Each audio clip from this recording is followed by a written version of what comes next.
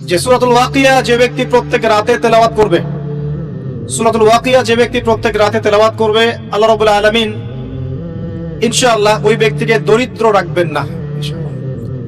একজন সাহাবী ইন্তেকালের আগে তার মেয়েদেরকে বলে যাচ্ছিলেন, তোমরা সূরা ওয়াকিয়া তেলাওয়াত করো, কারণ সূরা ওয়াকিয়া যে তেলাওয়াত করবে প্রতিনিয়ত প্রত্যেক রাতে ইনশাআল্লাহ দারিদ্রতা তাকে স্পর্শ করবে না।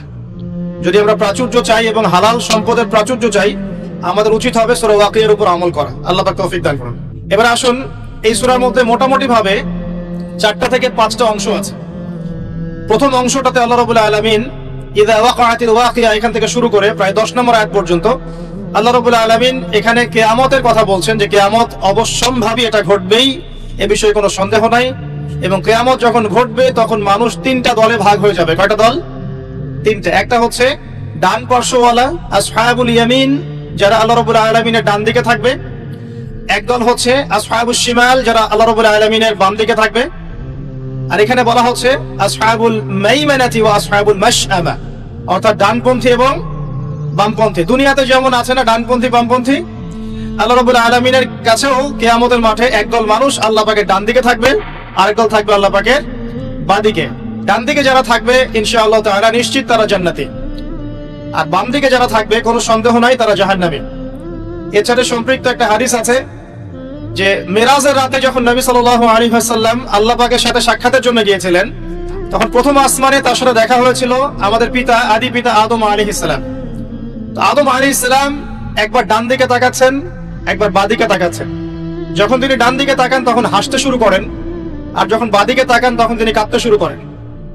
এই দৃশ্যটা দেখে নবী সাল্লাল্লাহু আলাইহি ওয়াসাল্লাম জিবরাইল আলাইহিস সালামকে বলেছিলেন এর কারণ কি। তখন জিবরাইল আলাইহিস সালাম বলেছিলেন যে আদম আলাইহিস সালাম যখন ডান দিকে তাকান তখন তার সেই সব সন্তানদেরকে দেখতে পান যারা জান্নাতি, তখন তিনি হেসে ওঠেন, এবং যখন তিনি বাঁ দিকে তাকান সেই সব সন্তানকে দেখতে পারেন যারা জাহান্নামী, এটা দেখে তিনি কেঁদে ওঠেন। এখানে আমরা সেটাই পাচ্ছি। আরেকটা দলের কথা এখানে বলা হয়েছে আস-সাবিকুন আস-সাবিকুন, অর্থাৎ অগ্রগামী, যারা প্রত্যেকটা ক্ষেত্রে অগ্রগামী। অর্থাৎ হাসরের মাঠে 3টা দল দেখতে পারবো আমরা। এক দল আল্লাহ রাব্বুল আলামিনের ডান দিকে, যারা আসহাবুল মাইমানা। একটা দল হচ্ছে আল্লাহ পাকের বাম দিকে, আসহাবুল মাশআমা। আর একটা দল হবে আস-সাবিকুন আস-সাবিকুন, যারা আল্লাহ রাব্বুল আলামিনের সামনে থাকবে। কোথায় থাকবে? সামনে। এরা হচ্ছে অগ্রগামী। নবীগণ, সিদ্দিকগণ, শহীদগণ, তারা এই শ্রেণীর অন্তর্ভুক্ত হবে ইনশাআল্লাহ তাআলা। আল্লাহ, আমরা দোয়া করি আল্লাহ পাক যেন আমাদেরকে তাদের অন্তর্ভুক্ত হওয়ার তৌফিক দান করেন। এরপরে সূরার একটা ফেজ আছে। প্রথম ফেজ মানে অংশের মধ্যে এই বিষয়টা আপনি পাবেন। দ্বিতীয় অংশে গিয়ে আপনি পাবেন যে জান্নাতি যারা আসহাবুল মাইমানা, তাদের নিয়ামত কি কি দেয়া হবে, তাদেরকে আল্লাহ পাক কি কি নিয়ামত দিবেন, এটা আল্লাহ রাব্বুল আলামিন এই সূরার প্রায় 40 নম্বর আয়াত পর্যন্ত আলোচনা করেছেন। ঠিক আছে। এরপর আল্লাহ রাব্বুল আলামিন 41 নম্বর আয়াত থেকে শুরু করেছেন বাম দিকওয়ালা যারা, তাদের কি কি শাস্তি হবে, এই শাস্তিগুলোর ডিটেইলস বর্ণনা সূরা ওয়াকিয়ার 41 নম্বর আয়াত থেকে শুরু করে মোটামুটি ভাবে 60 নম্বর আয়াত পর্যন্ত আপনি পাবেন। এরপরে 60 পরে 61 নম্বর আয়াত থেকে একটা নতুন অধ্যায় শুরু হচ্ছে, যে এই পৃথিবীতে আল্লাহ পাক আমাদেরকে যে নিয়ামতগুলো দিয়েছেন এইগুলোর কথা আল্লাহ পাক স্মরণ করিয়ে দিচ্ছেন মোটামুটি ভাবে 74 নম্বর আয়াত পর্যন্ত। আর 75 নম্বর আয়াত থেকে শুরু করে শেষ পর্যন্ত আল্লাহ রাব্বুল আলামিন বলছেন কোরআন নাজিল হওয়া, কোরআনের গুরুত্বের, পবিত্রতা, মাহাত্ম্য এবং কোরআন অনুযায়ী আমলের গুরুত্ব এবং কোরআন অস্বীকারীদের পরিণতি, এবং শেষে গিয়ে আল্লাহ রাব্বুল আলামিন বলছেন এই 3 দলের মধ্যে কোন দলের পরিণতি কি হবে এবং আমরা কোন দলের অন্তর্ভুক্ত হতে চাই। এভাবে আল্লাহ রাব্বুল আলামিন সূরাটাকে শেষ করেছেন। তো আমরা শুরুটা করতে যাচ্ছি শেষের অংশ থেকে, কারণ শেষের অংশের মধ্যেই মূল মেসেজটা আপনি পাবেন, পরের গুলো আস্তে আস্তে আসবে রিলেটেড ভাবে। তো আমি শেষ থেকে শুরু করার চেষ্টা করছি, আল্লাহ পাক তৌফিক দান করুন, আমিন। আল্লাহ রাব্বুল আলামিন শেষের দিকে বলছেন 75 নম্বর আয়াতে, এখান থেকে বোঝার চেষ্টা করুন। আমরা জানি রাসূলুল্লাহ সাল্লাল্লাহু আলাইহি ওয়াসাল্লাম এমন একটা যুগে ছিলেন যে যুগটাকে আমরা বলি আইয়ামে জাহিলিয়াত। কি বলি আমরা? কেন আইয়ামে জাহিলিয়াত বলি? কারণ ওই যুগের মানুষেরা জাহিলি কাজের সাথে সম্পৃক্ত ছিল। প্রশ্ন আসবে কি কি কাজ তাহলে জাহিলি কাজ? উত্তর হচ্ছে ওই যুগের মানুষরা মোটামুটি ভাবে 5টা কাজ বেশি করতো। কয়টা কাজ ভাই? 5টা। একটু মনে রাখবেন, আমার সাথে একটু লাইভলি থাকেন। 1 নাম্বার, ওই যুগের মানুষরা শিরক করত। তাদের জীবনের প্রতিটা ক্ষেত্রেই তারা শিরকের পাপে নিমজ্জিত ছিল। 1 নাম্বার, তারা স্ট্যাচু ওয়ার্শিপ করত, মৃত মানুষের পূজা করত, তারা মাধ্যম পূজা করত, তারা কেউ কেউ নাস্তিকতায় বিশ্বাসী ছিল, কেউ বা আল্লাহ পাকের বিধান মানত না কিন্তু আল্লাহকে বিশ্বাস ঠিকই করত। তো শিরকের পাপ ছিল তাদের কমন পাপ, তারা প্রকৃতি পূজাও করেছে। দ্বিতীয় পাপটা ছিল সুদ। ওই যুগের মানুষেরা রিবা বা সুদের সাথে সম্পৃক্ত ছিল। এটা ছিল ওই যুগের অর্থনৈতিক মহামারী। এরপরে ওই যুগের মানুষরা মাদক দ্রব্যের সাথে সংশ্লিষ্ট ছিল। সমাজের একটা বড় অংশের মানুষ মাদক দ্রব্য সেবন করত। চতুর্থ পাপটা ছিল নারীর অবমাননা। ওই যুগের মানুষেরা নারী জাতিকে খুব একটা মূল্যায়ন করতো না। আমরা জানেন, কন্যা সন্তানকে জীবিত কবর পর্যন্ত দেয়া হয়েছে। নারীদের বৈবাহিক তেমন কোনো অধিকার ছিল না, আর সম্পত্তির অধিকার তো অনেক দূরের কথা। জেনা ব্যভিচার একটা নিত্য নৈমিত্তিক ব্যাপার ছিল। ধর্ষণ, পরকীয়া, জেনা, ব্যভিচার, মেয়েদেরকে বিক্রি করা, এগুলো খুব কমন বিষয় ছিল। আর 5 নম্বর সমস্যা ছিল গোত্রীয় হানাহানি। সামান্য ইস্যুতেই বড় বড় যুদ্ধ হয়ে যেত বিভিন্ন গোত্রের মধ্যে। মূলত এই 5টাই ছিল আইয়ামে জাহিলিয়াতের সবচেয়ে বড় সমস্যা। এরকম একটা সমাজে নবী সাল্লাল্লাহু আলাইহি ওয়াসাল্লামকে আল্লাহ পাক নবী করে পাঠালেন, এবং 40 বছর পর্যন্ত কিন্তু ওহী আসেনি নবী সাল্লাল্লাহু আলাইহি ওয়াসাল্লামের কাছে। তারপরেও তিনি কোনোদিনও কোনো পাপের সাথে সম্পৃক্ত হন নাই। এখন সমাজের এই অসঙ্গতিগুলো নবী সাল্লাল্লাহু আলাইহি ওয়াসাল্লাম দূর করতে চাইতেন। এ কারণে যুবক বয়সে তিনি হিলফুল ফুজুর তৈরি করেছিলেন। কিন্তু হিলফুল ফুজুর সমাজের পুরো পাপের যে শেকড়, এটাকে উপড়ে ফেলতে সক্ষম হয়নি। কারণ একটা সমাজকে সংস্কার করতে হলে, অন্ধকারাচ্ছন্ন একটা সমাজকে আলোকিত করতে হলে মানুষের মস্তিষ্ক প্রসূত জ্ঞান, বিদ্যা আর বুদ্ধি যথেষ্ট নয়। প্রয়োজন হচ্ছে আল্লাহ পাকের পক্ষ থেকে ওহীর জ্ঞান। কি প্রয়োজন বলেন? আল্লাহ পাকের পক্ষ থেকে ওহীর জ্ঞান। কিন্তু সেই ওহীর জ্ঞান কিন্তু 40 বছর পর্যন্ত আসেনি। এসেছে 40 বছরে গিয়ে নবী সাল্লাল্লাহু আলাইহি ওয়াসাল্লাম যখন হেরা গুহায় আছেন, তখন তার কাছে আসলো প্রথম সূরা আলাকের 5টি আয়াত। ইকরা বিসমি রাব্বিকাল্লাযী খালাক, তারপর কি? খালাকাল ইনসানা মিন আলাক, ইকরা ওয়া রাব্বুকাল আকরাম আল্লাযী আল্লামা বিল কলম আল্লামাল ইনসানা মা লাম ইয়ালাম। আগে একটু এটা অর্থগুলো দেখি।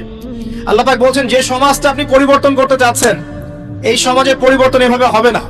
আগে কি করতে হবে? ইকরা, আগে পড়তে হবে।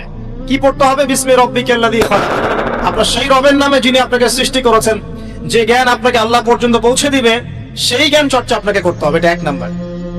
2, খালাকাল ইনসানা মিন আলাক, যে আল্লাহ মানুষকে আলাক থেকে সৃষ্টি করেছেন, অর্থাৎ মানুষ এমনি এমনি পৃথিবীতে আসে নাই, তার একজন সৃষ্টিকর্তা আছেন। ইকরা ওয়া রাব্বুকাল আকরাম, আপনি পড়ুন আপনার সেই রবের নামে যিনি মহিমান্বিত, মহা সম্মানিত। আল্লাযী আল্লামা বিল কলম, যিনি মানুষকে কলম দ্বারা জ্ঞান শিক্ষা দিয়েছেন। পড়ার সাথে লেখার সম্পর্ক আছে। আল্লামাল ইনসান মা লাম ইয়ালাম, মানুষকে সেই জ্ঞান শিক্ষা দিয়েছেন যা মানুষ জানতো না। আল্লাহ পাক আদম আলাইহিস সালামকে সৃষ্টি করেই প্রথমে তাকে সমস্ত নাম শিক্ষা দিয়েছেন। ওয়া আল্লামা আদামাল আসমাআ কুল্লাহা, আল্লাহ পাক বলছেন আমি আদমকে সমস্ত নাম শিক্ষা দিয়েছি। তার মানে আদম আলাইহিস সালাম সৃষ্টিগতভাবে জ্ঞানী ছিলেন না, আল্লাহ পাক তাকে জ্ঞান দিয়েছেন। অর্থাৎ আমরা যারা পৃথিবীতে আছি, আমরা সৃষ্টিগতভাবে জ্ঞানী নই, আল্লাহ পাক আমাদেরকে জ্ঞান দিয়েছেন। এবং এই জ্ঞান কিভাবে আসে? ওহীর জ্ঞান, ওহীর মধ্য দিয়ে আসে। আল্লাহ রাব্বুল আলামিন প্রত্যেক যুগে যুগে নবীগণকে পাঠিয়েছেন, রাসূলগণকে পাঠিয়েছেন, এবং তাদের উপর ওহী নাজিল করেছেন। সেই জ্ঞানটা ছড়িয়ে পড়েছে আদম সন্তানদের মধ্য থেকে, এবং সেই জ্ঞানের চর্চায় আমরা এখন সমাজ সংস্কারের প্রয়াস পাই, আলহামদুলিল্লাহ। প্রিয় ভাইরা, নবী সাল্লাল্লাহু আলাইহি ওয়াসাল্লামের উপর এই যে প্রথম কোরআন নাজিলটা শুরু হলো, এটা ছিল রমাদান মাসে এবং লাইলাতুল কদরে। এরপরে বিভিন্ন সময়ে প্রায় 23 বছর ধরে বিভিন্ন ঘটনার পরিপ্রেক্ষিতে এক এক সময় এক একটা বিধান এবং আয়াত নাজিল হয়েছে। এভাবে 23 বছর পর যখন এই কোরআন এবং তার ব্যাখ্যা হাদিসকে কেন্দ্র করে নবী সাল্লাল্লাহু আলাইহি ওয়াসাল্লাম সমাজ সংস্কার করা শুরু করলেন, 23 বছর পর আমরা দেখলাম যে মক্কার মধ্যে কোনো প্রকার শিরকের বালাই নাই, আলহামদুলিল্লাহ। আমরা দেখলাম যে মক্কায় কোনো সুদ বা রিবা বলতে কিছু নাই। আমরা দেখলাম যে মক্কায় মাদক দ্রব্য বলতে কিছু নাই, মক্কায় জেনা ব্যভিচার নাই, মক্কায় কোনো গোত্রীয় হানাহানি নাই, কোনো নারী জাতির কোনো অবমাননাও নাই। অর্থাৎ পুরো অন্ধকারাচ্ছন্ন সমাজটা আলোকিত হলো কিসের কারণে, কিসের মাধ্যমে? আল্লাহ পাকের ওহীর মাধ্যমে। সেই ওহীটা কি? যেটা আমার হাতে দেখছেন, আল কোরআনুল কারীম। আল্লাহ পাকের ওহীটা কি? আল কোরআনুল কারীম, এবং তার ব্যাখ্যায় কি আছে? সুন্নাহ আছে, নাকি সুন্নাহ নাই? কোরআন এবং সুন্নাহ একত্রিত হয়েই তো ওহী। কিছু মানুষ এখন বের হয়েছেন দুঃখজনক, যারা বলেন যে কোরআন মানলেই হবে, হাদিস মানার কোনো প্রয়োজন নাই। এটা একটা ডাহা মিথ্যা কথা, এবং এটা একটা ডাহা পথভ্রষ্টতা। এখান থেকে বের হওয়ার জন্য আমরা দাওয়াত প্রদান করব, কারণ হাদিস না মানলে আপনি কোরআনও মানতে পারবেন না। কারণ কোরআনে আল্লাহ পাক বলছেন সূরা হাশরের 7 নম্বর আয়াতে, ওয়া মা আতাকুমুর রাসূলু ফাখুযু, রাসূল যা দিয়েছেন তা গ্রহণ করো, ওয়া মা নাহাকুম আনহু ফানতাহু, রাসূল যা যা থেকে বিরত থাকতে বলেছেন দূরে থাকো। এখন রাসূল যা বলেছেন সেগুলো কি আমরা কোরআন রাসূল যা থেকে বিরত থাকতে বলেছেন সেগুলো কি আমরা কোরআনে পাবো না হাদিসে? তাহলে কোরআনের এই আয়াতকে মানতে হলে আমাকে হাদিস মানতেই হচ্ছে। যদি আমি হাদিস না মানি তাহলে কোরআনের এই আয়াতের উপরে আমল হচ্ছে না। অতএব আপনি কোরআন অস্বীকারী কাফের হয়ে যাবেন। নাউযুবিল্লাহ। আল্লাহ পাক হেফাজত করুন, আমিন। বলতে যাচ্ছিলাম, মাত্র 23 বছরে নবী সাল্লাল্লাহু আলাইহি ওয়াসাল্লাম পুরো আরবের পরিবেশ পরিবর্তন করে দিয়েছিলেন কোরআন এবং সুন্নাহকে হাতে নিয়ে। এখন আল্লাহ পাক এই 23 বছরে প্রথম 13 বছর নবীজিকে রেখেছেন মক্কায়, আর বাকি 10 বছর রেখেছেন মদিনায়। আর মক্কায় যে সূরাগুলো নাযিল হচ্ছিল এগুলোর মধ্যে পরকালের কনসেপ্ট বেশি ছিল। আল্লাহ তাওহীদ, পরকাল, মৃত্যু, হাসর, জান্নাত, জাহান্নাম, মিজান, পুলসিরাত, মানুষের দৃষ্টিভঙ্গি আগে পরিবর্তন করা হচ্ছিল যে এই দুনিয়ার জীবনটা সাময়িক এবং এটা চিরস্থায়ী নয়, আমাদেরকে ফিরে যেতে হবে আল্লাহর কাছে। এই দুনিয়ার জীবনটা হচ্ছে একটা কর্মক্ষেত্র মাত্র, ফলাফলের জায়গা এটা নয়। এই কনসেপ্টটা পরিষ্কার করার জন্য আল্লাহ রাব্বুল আলামিন মাক্কি জীবনে কিন্তু খুব বেশি এই সুদের বিধান, জিহাদের বিধান, হ্যাঁ অন্যান্য যে বিধানগুলো আছে, পর্দার বিধান, এগুলো কিন্তু খুব একটা মক্কায় নাজিল হয়নি, মদিনায় গিয়ে নাজিল হয়েছে। আমার কথা কি বুঝতে পারছেন? আগে মানুষের আকীদাটাকে, মানুষের দর্শনটাকে চেঞ্জ করা হয়েছে। বস্তুবাদী দর্শন থেকে আগে পরকালমুখী দর্শনে মানুষকে নিয়ে আসা হয়েছে, আল্লাহর কাছে আত্মসমর্পণের দর্শনে আনা হয়েছে। এরপর আল্লাহ পাক একটা একটা করে বিধান দিয়েছেন, মানুষ অবনত চিত্তে আত্মসমর্পণ করেছে। অতএব দাওয়াতি কাজ করতে গেলে আগে এইভাবেই কাজ করা উচিত। আগে মানুষকে আল্লাহর দিকে নিয়ে আসতে হবে, তাওহীদের দিকে নিয়ে আসতে হবে, লা ইলাহা ইল্লাল্লাহের দিকে নিয়ে আসতে হবে, মুহাম্মদুর রাসূলুল্লাহর দিকে নিয়ে আসতে হবে। তারপরে আস্তে আস্তে দেখবেন ইনশাআল্লাহ সেই মানুষ নামাজ, রোজা, হজ, যাকাত, পর্দা সবই করবে ইনশাআল্লাহ। করবে না? আল্লাহ পাক এইভাবেই দাওয়াতটা দিতে বলেছেন নবী সাল্লাল্লাহু আলাইহি ওয়াসাল্লামকে। এর পরিপ্রেক্ষিতে এক পর্যায়ে সূরা ওয়াকিয়া নাযিল হয়। যে কোনো মাক্কি সূরা আপনি দেখবেন সেখানে হিস্ট্রি পাবেন, পূর্ববর্তী নবীদের ঘটনা পাবেন, আগেকার আম্বিয়া কেরামের ঘটনা পাবেন, জান্নাতের বর্ণনা পাবেন, জাহান্নামের আযাবের বর্ণনা পাবেন, মৃত্যু, পরকাল, মিজান, পুলসিরাত, এগুলোর কথা পাবেন মাক্কি সূরাগুলোর মধ্যে। সূরা ওয়াকিয়ার মধ্যে আল্লাহ পাক এটাই বলেছেন। আমি শেষ থেকে করছি এই কারণে, আল্লাহ পাক বলছেন বিসমিল্লাহির রহমানির রহিম, ফালা উকসিমু বিমাওয়াকি'ন নুজুম। খেয়াল করুন একটা, আল্লাহ পাক বলছেন আমি কসম করছি, আল্লাহ পাক বলছেন আমি কসম করছি নক্ষত্রগুলোর অবস্থান স্থলের। একটু কথাগুলো খুবই উঁচু মানের, উঁচু বালাগাতের, একটু মনোযোগ দিতে হবে। আল্লাহ পাক বলছেন যে আমি কসম করছি নক্ষত্রগুলোর অবস্থান স্থলের। এটা একটা বিশাল কসম। ইন্নাহু লাকাসামুল লাউ তা'লামুনা আযীম। আর আমি এখন যে কসমটা করলাম এই কসমটা একটা বিশাল বিষয়ের কসম, কিন্তু তোমরা এটা বুঝতে পারছো না। কিভাবে বিশাল বিষয় আগে এটা বোঝেন। নক্ষত্রের অবস্থানগুলো এত সূক্ষ্ম, যদি কখনো আপনি আকাশের তারা দেখে থাকেন এবং অ্যাস্ট্রোনমি সম্পর্কে আপনার কোনো সামান্য ধারণাও থেকে থাকে, আপনি বুঝতে পারবেন যে এই মহাবিশ্বে আমাদের আকাশে যে তারাগুলো দেখা যায় এই তারাগুলোর অবস্থান খুবই সূক্ষ্ম। এক একটার থেকে এক একটা ডিস্টেন্স যদি 1 ইঞ্চিও কম বেশি হয়ে যায় এই অভিকর্ষ বল, মহাকর্ষ বলটা কলাপস করবে। এত সূক্ষ্ম।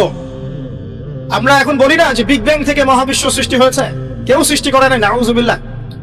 অথচ এই মহাবিশ্বের প্রতিটা গ্রহ, নক্ষত্র, গ্যালাক্সি, সৌরজগৎ, চন্দ্র, সূর্য, পৃথিবী, এগুলো এত সূক্ষ্ম গাণিতিক ব্যাখ্যায় আছে, এত সূক্ষ্ম গাণিতিক সূত্র মেনে চলে, যার একটু ডানে বামে গেলেই মহাবিশ্ব কলাপস করে যাবে। শুধু যদি সূর্যটাকে 1 হাত এগিয়ে দেওয়া হয় তাহলে এই পৃথিবীর অর্ধেকের বেশি জায়গা মরুভূমি হয়ে যাবে। আর যদি সূর্যটাকে 1 হাত পিছিয়ে দেওয়া হয় তাহলে এই পৃথিবীর একটা বড় অংশ বরফের চাদরে ঢেকে যাবে। শুধু যদি চাঁদকে একটু এগিয়ে দেওয়া হয় পৃথিবীর একটা বড় অংশ সমুদ্রের পানিতে ভেসে যাবে। আর চাঁদকে যদি একটু পিছিয়ে দেওয়া হয় ভাটা পড়ে যাবে, সাগরের স্রোত পাবেন না আপনি। কথাগুলো বুঝতে হলে আপনাকে অ্যাস্ট্রোনমি জানতে হবে, কিছুটা হলেও আপনাকে এগুলো পড়াশোনা করতে হবে। আল্লাহ পাক বলছেন তারাগুলোর অবস্থানের কসম করছি আমি আল্লাহ। আর তোমরা যদি জানতে যে কসমটা কত বিশাল, অর্থাৎ এটা একটা বিশাল মানের কসম, তারাগুলোর অবস্থানের কসম। এখানে কোরআনের আয়াতকে তারার সাথে তুলনা কেন করা হচ্ছে একটা বিষয় আছে। আপনি যদি তারাগুলোর অবস্থান স্থল মেলাতে পারেন আপনি পথ খুঁজে পাবেন। মনে করেন পৃথিবীতে কোনো ঘড়ি নাই, সব শেষ, আপনি সমুদ্রে চলাফেরা করছেন, কোন দিক পূর্ব, কোন দিক পশ্চিম, কোনটা উত্তর, কোনটা দক্ষিণ, আপনি বুঝতে পারবেন অনলি তারা দেখে, আর কোনো সুযোগ নাই। আগেকার নাবিকরা এইভাবে তারা দেখে পথ চলতো। একটু রিল্যাক্সে যদি রাতের বেলা তারা দেখতে পারেন আপনি দেখবেন আপনি খালি চোখেই বুঝতে পারবেন তারাগুলোর মধ্যে একটা গাণিতিক সূত্র আছে। যদি আপনি জ্যামিতি বুঝে থাকেন, এক একটা থেকে একটা ডিস্টেন্স, তার থেকে আরেকটা ডিস্টেন্স দেখবেন সমান। কারোর সাথে ত্রিভুজ আকৃতি, কারোর সাথে চতুর্ভুজের আকৃতি, কারোর সাথে বর্গাকৃতি তারাগুলো আছে, এত সূক্ষ্ম হবে। আল্লাহ পাক এগুলো এমনি এমনি সৃষ্টি করেন নাই। আল্লাহ পাক বলেছেন এই তারাগুলো হিফজন, মানে এগুলো শয়তানকে প্রতিহত করে দেয়। শয়তান যদি উপরে উঠে খবর নেওয়ার জন্য আল্লাহ পাক এরকম উল্কাপিণ্ড নিক্ষেপ করেন তাদের পিছনে। আল্লাহ পাক বলছেন তারাগুলো অবস্থান স্থিতি তোমাদেরকে পথ দেখাবে, ঠিক যেমন কোরআনের আয়াতগুলো তোমাদেরকে পথ দেখায়। এখানে একটা বিষয় বোঝার চেষ্টা করুন। আপনি যদি তারাগুলোর অবস্থান মেলাতে পারেন তাহলে যেমন আপনি পথ খুঁজে পাবেন, ঠিক তেমনি আপনি যদি কোরআনের এক আয়াতকে আর এক আয়াতের সাথে মেলাতে পারেন তাহলে হেদায়েত খুঁজে পাবেন। আমি কি বোঝাতে পারছি? এক তারা আর এক তারার অবস্থান মিলিয়ে যদি আপনি পথ খুঁজতে পারেন, ঠিক একইভাবে কোরআনের একটা আয়াতকে আরেকটা আয়াতের সাথে মেলালে আপনি একটা হেদায়েতের পথ খুঁজে পাবেন। এই কারণে তারাগুলোর সাথে কোরআনের আয়াতকে তুলনা করা হচ্ছে। আল্লাহ পাক বলছেন এই বিশাল কসম করে আমি বলছি কি। আচ্ছা একটা কথা, আল্লাহ পাক কেন কসম করেন? আল্লাহ রাব্বুল আলামিন সবসময় এমন কিছুরই কসম করেন যেটা খুব বেশি ইম্পর্টেন্ট। আল্লাহ পাক অহেতুক কোনো কিছুর কসম করেন না। আল্লাহ পাক বলছেন ওয়াল আসরি, সময়ের কসম, মানে সময়টা খুব ইম্পর্টেন্ট জিনিস। আল্লাহ পাক বলছেন তিন ফলের কসম, তিন ফল গুরুত্বপূর্ণ। ওয়া জাইতুন ইম্পর্টেন্ট। ওয়া তুরি সিনিন, তুর পাহাড়, সিনাই পাহাড় ইম্পর্টেন্ট। ওয়া দুহা, অপরাহ্নের শপথ। ওয়া লাইল, রাতের শপথ। ঠিক আছে? আল্লাহ পাক কোন ক্ষেত্রে ফালা ওয়া রাব্বুক, তোমার রবের কসম, এটাও বলেছেন, নিজের কসম নিজে করেছেন। তো আল্লাহ পাক নিঃসন্দেহে সেই বিষয়ের কসম করেন যেটা আমাদের কাছে অনেক বেশি ইম্পর্টেন্ট। এখানে আল্লাহ পাক বলছেন আমি আকাশের তারার অবস্থান স্থলের কসম করছি। কসম করে বলছি, বিশাল বিষয়ের কসম করে আল্লাহ পাক একটা বড় কথাই বলতে চাবেন। একটা বড় বিষয়ে এর কসম করে নিশ্চয়ই একটা বড় কথা আসবে, এটা স্বাভাবিক, তাই না?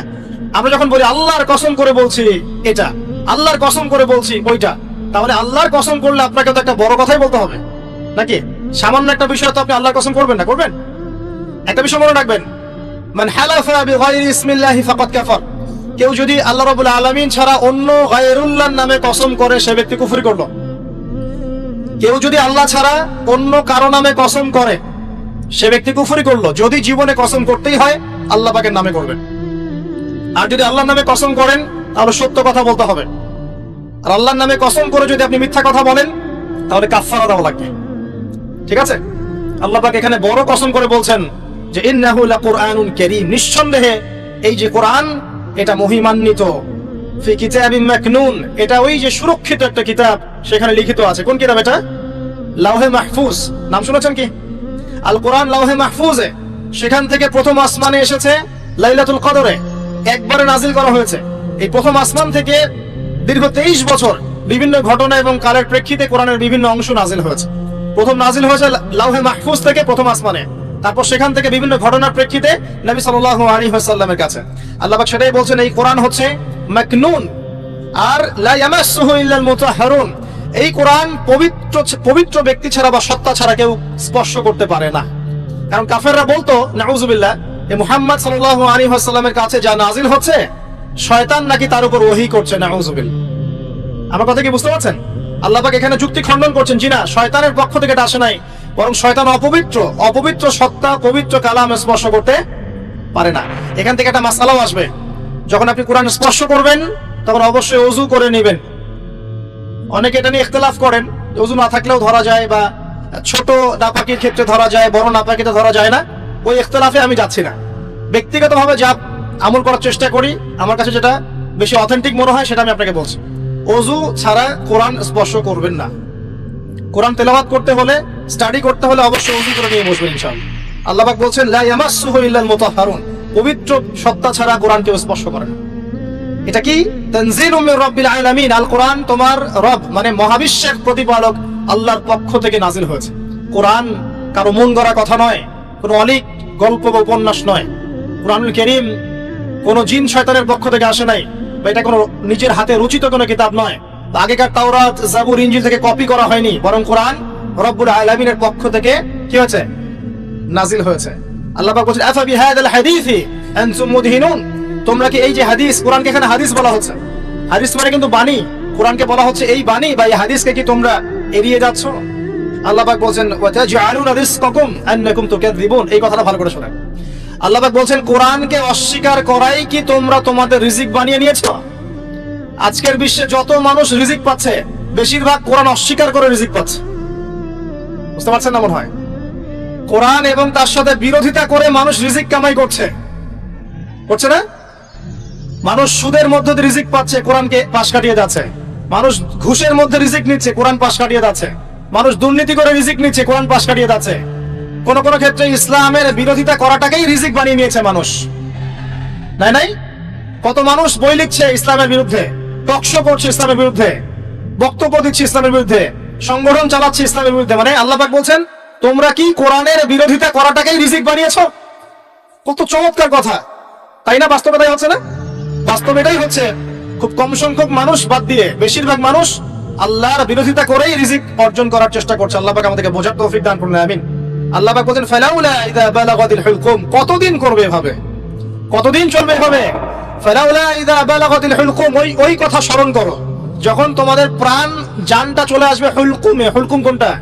যেখান থেকে আপনি হা আইন এগুলো উচ্চারণ করেন, তাই না? নাকি উস্তাদরা আছেন না এখানে? এটা হুলকুম। বাই দ্য ওয়ে, এখন অবশ্য একটা যুগ চলছে, এখন শায়েখ হতে কোরআন তেলাওয়াত করা শেখা লাগে না আর কি। এমনি এমনি মানুষ শায়েখ হয়ে যেতে পারে, এটা আলাদা বিষয়। তবে কোরআন বিশুদ্ধ করে তেলাওয়াত করা শিখতে হবে, শিখতে হবে না? তো হুলকুম থেকে যে অক্ষরগুলো আসে আমরা তো জানি। আল্লাহ পাক বলছেন তোমাদের প্রাণ যখন হুলকুমে চলে আসবে সেই সময় তোমরা বুঝতে পারবে। কি বুঝবে? ওয়ানতুম হিনাইযিন তানজুরুন, তোমরা তখন ফেলফেল করে তাকিয়ে থাকবে। তাকিয়ে থাকে না মানুষ? কেউ যখন মারা যাচ্ছে আপনার সামনে, কারো কিছু করার আছে? আশপাশের মানুষ ফেলফেল করে তাকিয়ে থাকে না? কিচ্ছু করার নাই। ওয়ানাহনু আকরাবু ইলাইহি মিনকুম ওয়ালাকিন লা তুবসিরুন, আল্লাহ পাক বলছেন ওই সময় আমি তোমাদের চেয়ে ওই মাইয়াতের বেশি কাছে থাকি। ওই সময় তোমাদের চাইতে আমি আল্লাহ ওই ব্যক্তির বেশি কাছে থাকি। ফালাউলা ইন কুনতুম গায়রা মাদিনিন, তোমরা কি আমার কর্তৃত্বের অধীনে নাও? তারজিউনাহা ইন কুনতুম সাদিকিন, যদি এখন ক্ষমতা থাকে, যে আল্লাহ যে কোরআন যে ইসলামকে অস্বীকার করলা, এখন ক্ষমতা থাকলে সেই প্রাণটাকে ফিরাই দাও দেখি। আল্লাহর কথা কি বুঝতে পারছেন? আল্লাহ পাক বলছেন তোমরা কি কোরআন এর বিরোধিতা করাটাকে রিজিক বানিয়েছো? করতে থাকো, কিন্তু যখন তোমাদের প্রাণ কণ্ঠাগত হবে তখন তোমরা ফেল করে তাকিয়ে থাকবে, কিছুই করতে পারবে না। ওই সময় আমি আল্লাহ ওই ব্যক্তির কাছে থাকি তোমাদের চাইতে, আর তোমরা যদি আমার কর্তৃত্বের বাইরেই থাকো তাহলে ওর জানটাকে ফিরাই নিয়ে আসো দেখি। কথাগুলো কি বুঝতে পারছেন? আমি আসলে কোরআন অনুবাদ করতেও পারছি না এবং ব্যাখ্যাও করতে পারছি না, আমার অপারগতা। কারণ আমি এখন এই বয়সে এসে ফিল করি যে আমি আসলে ইসলামের মনে হয় 5 থেকে 10% জ্ঞান অর্জন করতে পারি না। আমার কাছে এটাই ফিল হয়। আমি যত বেশি জ্ঞান অর্জনের সাগরে ডুব দিয়েছি বা দিচ্ছি, আমার কাছে এটাই মনে হচ্ছে যে আমি এখন পর্যন্ত 10% জ্ঞান অর্জন করতে পারি নাই, এখনো ডুবি দিতে পারি নাই। মণিমুক্ত আহরণ করে কিভাবে আপনাদের সামনে উপস্থাপন করবো এটা আমার জানা নাই। তবে আমি আমার জায়গা থেকে চেষ্টা করছি। আর কোরআন এত উচ্চ মানের একটা কিতাব যেটার ব্যাখ্যা করার আমাদের পক্ষে আসলে পসিবল না। কোরআন ব্যাখ্যা করা বা এর আয়াতের যে মর্ম সেটা আপনাকে বুঝিয়ে দেয়া আসলে আমার পক্ষে পসিবল না। আমি মনে করি এটা কারো পক্ষেই পসিবল। আমি মনে করি না এটা কারো পক্ষেই পসিবল। কোরআনের এক্সাক্ট মিনিংটা, এক্সাক্ট বালাগাত এবং বুঝটাকে আপনার কলিজায় ঢুকাই দিবে, এটা আমার মনে হয় না কারো পক্ষে পসিবল।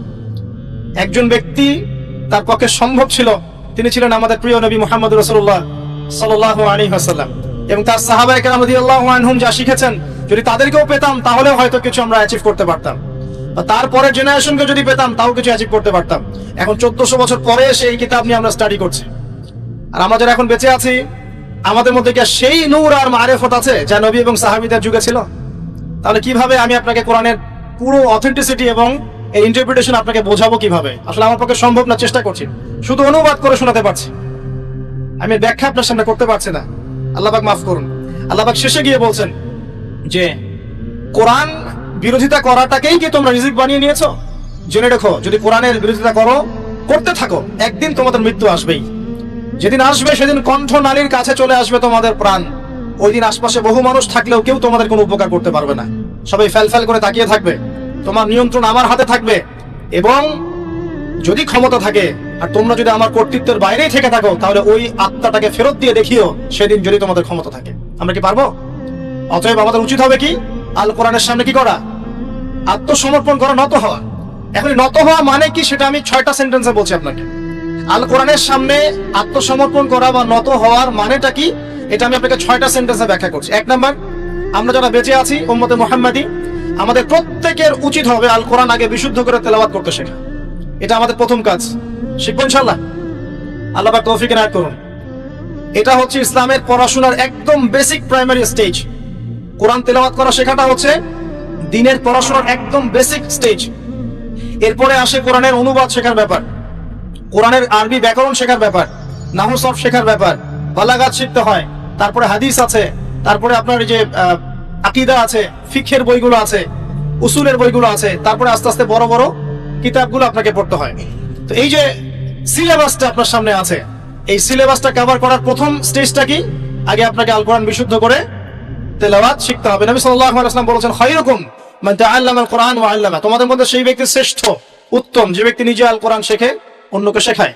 নবী সাল্লাল্লাহু আলাইহি ওয়াসাল্লাম একটা হাদিসে বলেছেন, আল্লাযী ইয়াকরাউল কোরআন ওয়া হুয়া মাহিরুন বিহি, যে ব্যক্তি কোরআন তেলাওয়াত করে এবং তার উপর দক্ষ হয়, মাহির হয়, মা'আস সাফরাতিল কিরামিন বাররা, সে ব্যক্তি পরকালে সম্মানিত ফেরেশতাদের সাথে হাসর করবে ইনশাআল্লাহ। ওয়াল্লাযী ইয়াকরাউল কোরআন, এবং যে ব্যক্তি কোরআন তেলাওয়াত করে, ওয়া ইয়াতাতাউ ফি, এবং কোরআন তেলাওয়াত করতে গিয়ে আটকে যায়, তাতা করে মানে আটকে যায়, জিহ্বায় আসে না, ওয়া হুয়া আলাইহি শাক, তার উপরে এটা কঠিন হয়ে যায়, তারপরেও সে চেষ্টা করে, ফালাহু আজরান, তার জন্য ডাবল পুরস্কার আছে ইনশাআল্লাহ। নবী সাল্লাল্লাহু আলাইহি ওয়াসাল্লাম বলেন, মান ক্বারা হারফাম মিন কিতাবিল্লাহি ফালাহু হাসানা, কেউ যদি কোরআনের একটা হরফও তেলাওয়াত করে তার জন্য হাসানা বা নেকি থাকবে।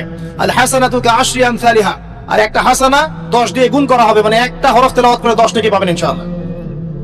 লা আকুলু আলিফ লাম মিম হারফুন, নবীজি বলছেন, আমি বলছি না যে আলিফ লাম মিম তিনটা মিলে একটা হরফ। নবীজি বলছেন, বাল আকুলু আলিফুন হারফুন ওয়া লামুন হারফ ওয়া মিমুন হারফুন, আমি বলছি আলিফ একটা হরফ, লাম একটা হরফ, মিম আরেকটা হরফ।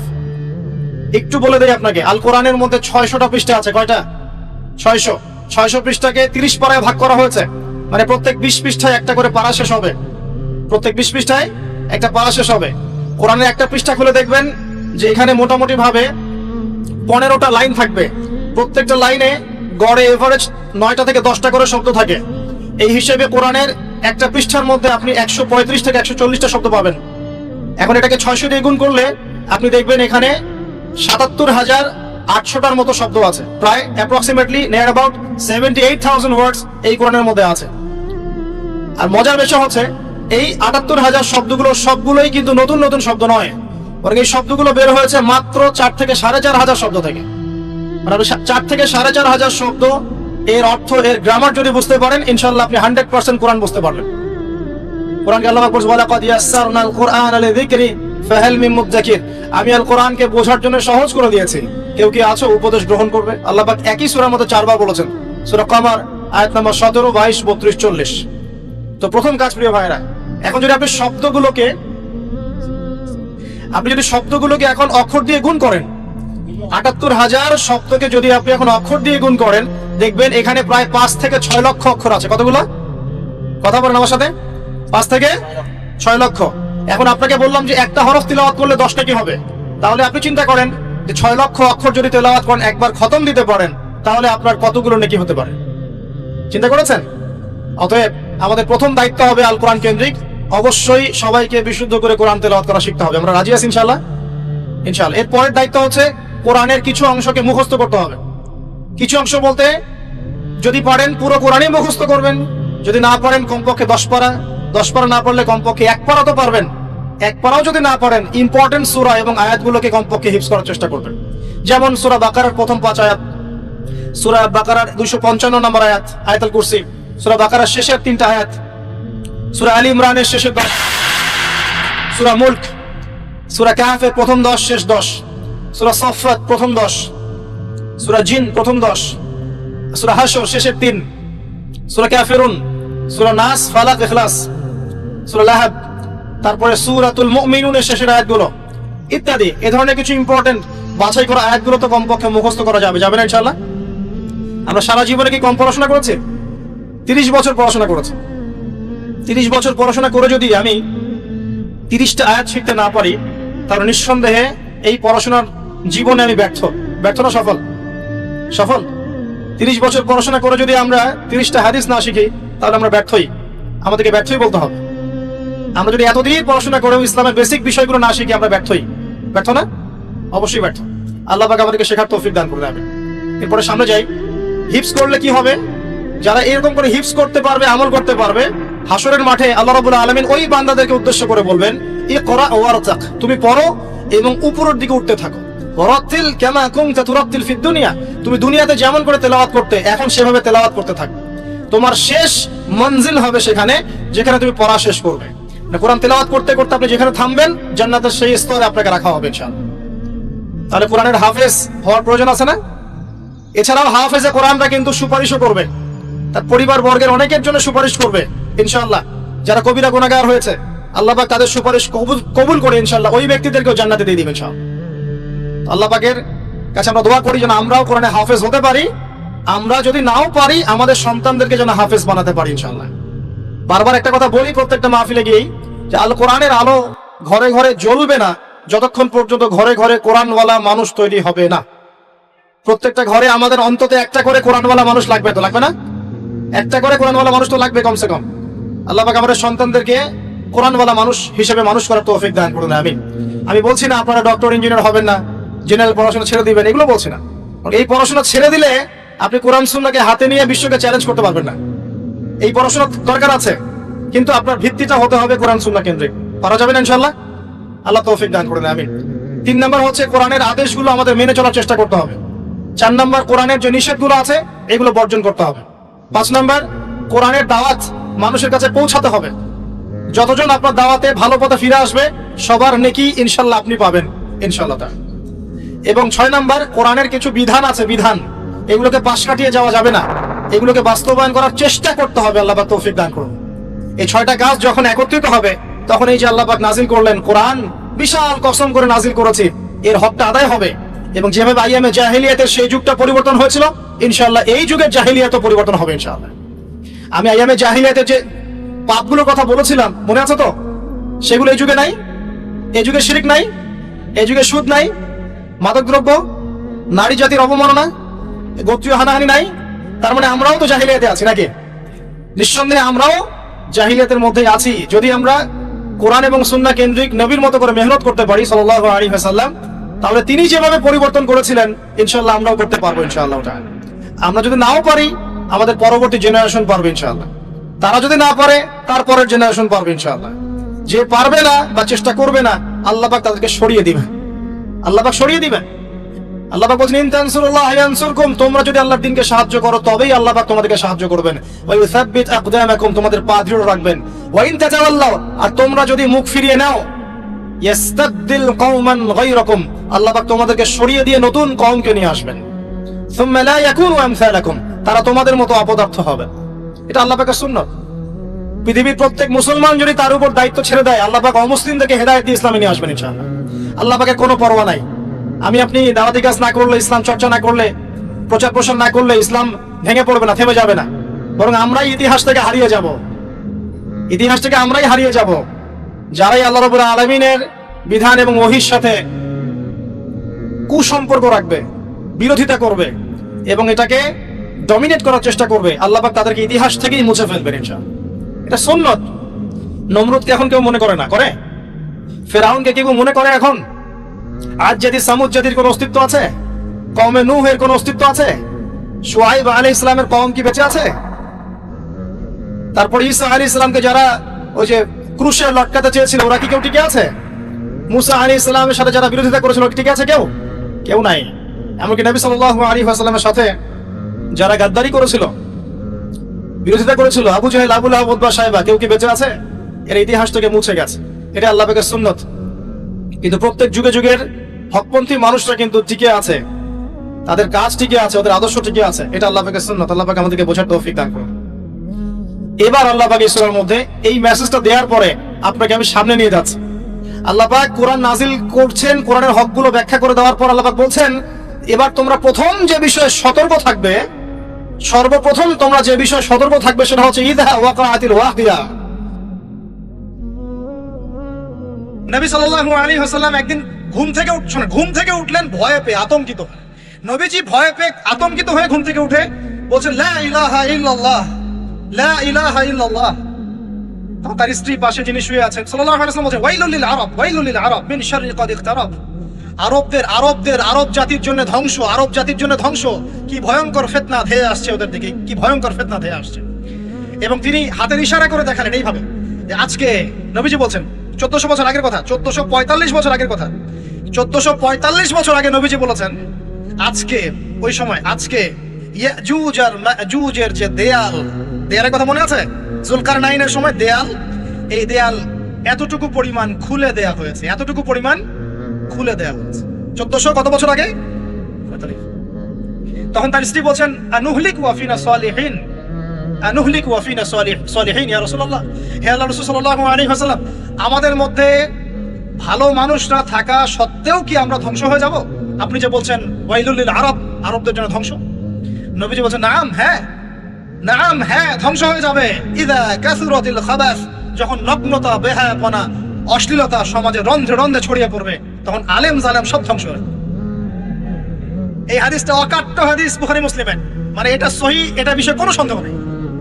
তাহলে নবীজি 1445 বছর আগে বলছেন যে আরবদের জন্য ধ্বংস, ধ্বংস ধেয়ে আসছে, এবং দেয়াল এভাবে খুলে দেওয়া হয়েছে। কাদের দেয়াল? ইয়াজুজ আর মাজুজ। আর ইয়াজুজ আর মাজুজের সাথে আরবদের ধ্বংসকে সম্পর্কিত করা হলো না? ইয়াজুজ আর মাজুজের সাথে আরবদের ধ্বংসকে সম্পৃক্ত করা হলো এবং বেহায়াপনাকে সম্পৃক্ত করা হলো, সরি, তাই না? বুঝতে পারছেন? আরব জাতির ধ্বংসের সাথে ইয়াজুজ মাজুজকে কানেক্টেড করা হলো এবং অশ্লীলতাকে, কি বলেন, অশ্লীলতাকে কানেক্টেড করা হলো। এখন আপনি চিন্তা করে দেখেন, সারা বিশ্বে পর্নোগ্রাফি কারা ছড়িয়ে দিয়েছে? বলেন বলেন দেখি। কি বেহায়াপনা না? সমাজের ইদা কাসুরাতিল খাবাস, যখন সমাজের রন্ধ্রে রন্ধ্রে বেহায়াপনা ছড়িয়ে পড়বে, ছড়িয়ে পড়ে নাই? মিলান, হাদিসটা মিলান। সমাজের এই মেয়েদের এই যে ফ্যামিলিস্ট রেভলিউশন কারা ছড়িয়ে দিয়েছে? ফ্যামিলিস্ট রেভলিউশন কারা ছড়িয়ে দিয়েছে? ওরা। সমাজে মেয়ে ছেলে একসাথে চলবে একই পোশাকে, কারা ছড়িয়ে দিয়েছে? সমাজে মেয়েদের বেপরদায় চলার এই সংস্কৃতি কারা ছড়িয়ে দিয়েছে? মাদক আর সুদের সংস্কৃতি কারা ছড়িয়ে দিয়েছে? জেনা, ব্যভিচার, পর্নোগ্রাফি, এগুলো কারা ছড়িয়ে দিয়েছে? পৃথিবীর এমন কোন রাষ্ট্র বাকি রাখে নাই তারা এগুলো ছড়াতে, এমন কোন রাষ্ট্র বাকি না। তাহলে সব জায়গায় ছড়িয়ে পড়বে না ইয়াজুজ মাজুজের ফিতনা? ছড়িয়ে পড়েছে। আল্লাহ পাক আমাদেরকে এই পশ্চিমা গোলক ধাঁধা থেকে হেফাজত করুন। আমিন। আমাদের সংস্কৃতি নিয়ে আমরা বুক ফুলে বাঁচবো ইনশাআল্লাহ, আমাদের সংস্কৃতি নিয়ে আমরা চলবো ইনশাআল্লাহ। আমাদের কোরআন আছে, হাদিস আছে, আমাদের নবী আছেন, আমাদের সাহাবীরা আছেন, আমাদের দ্বীন আছে ইনশাআল্লাহ।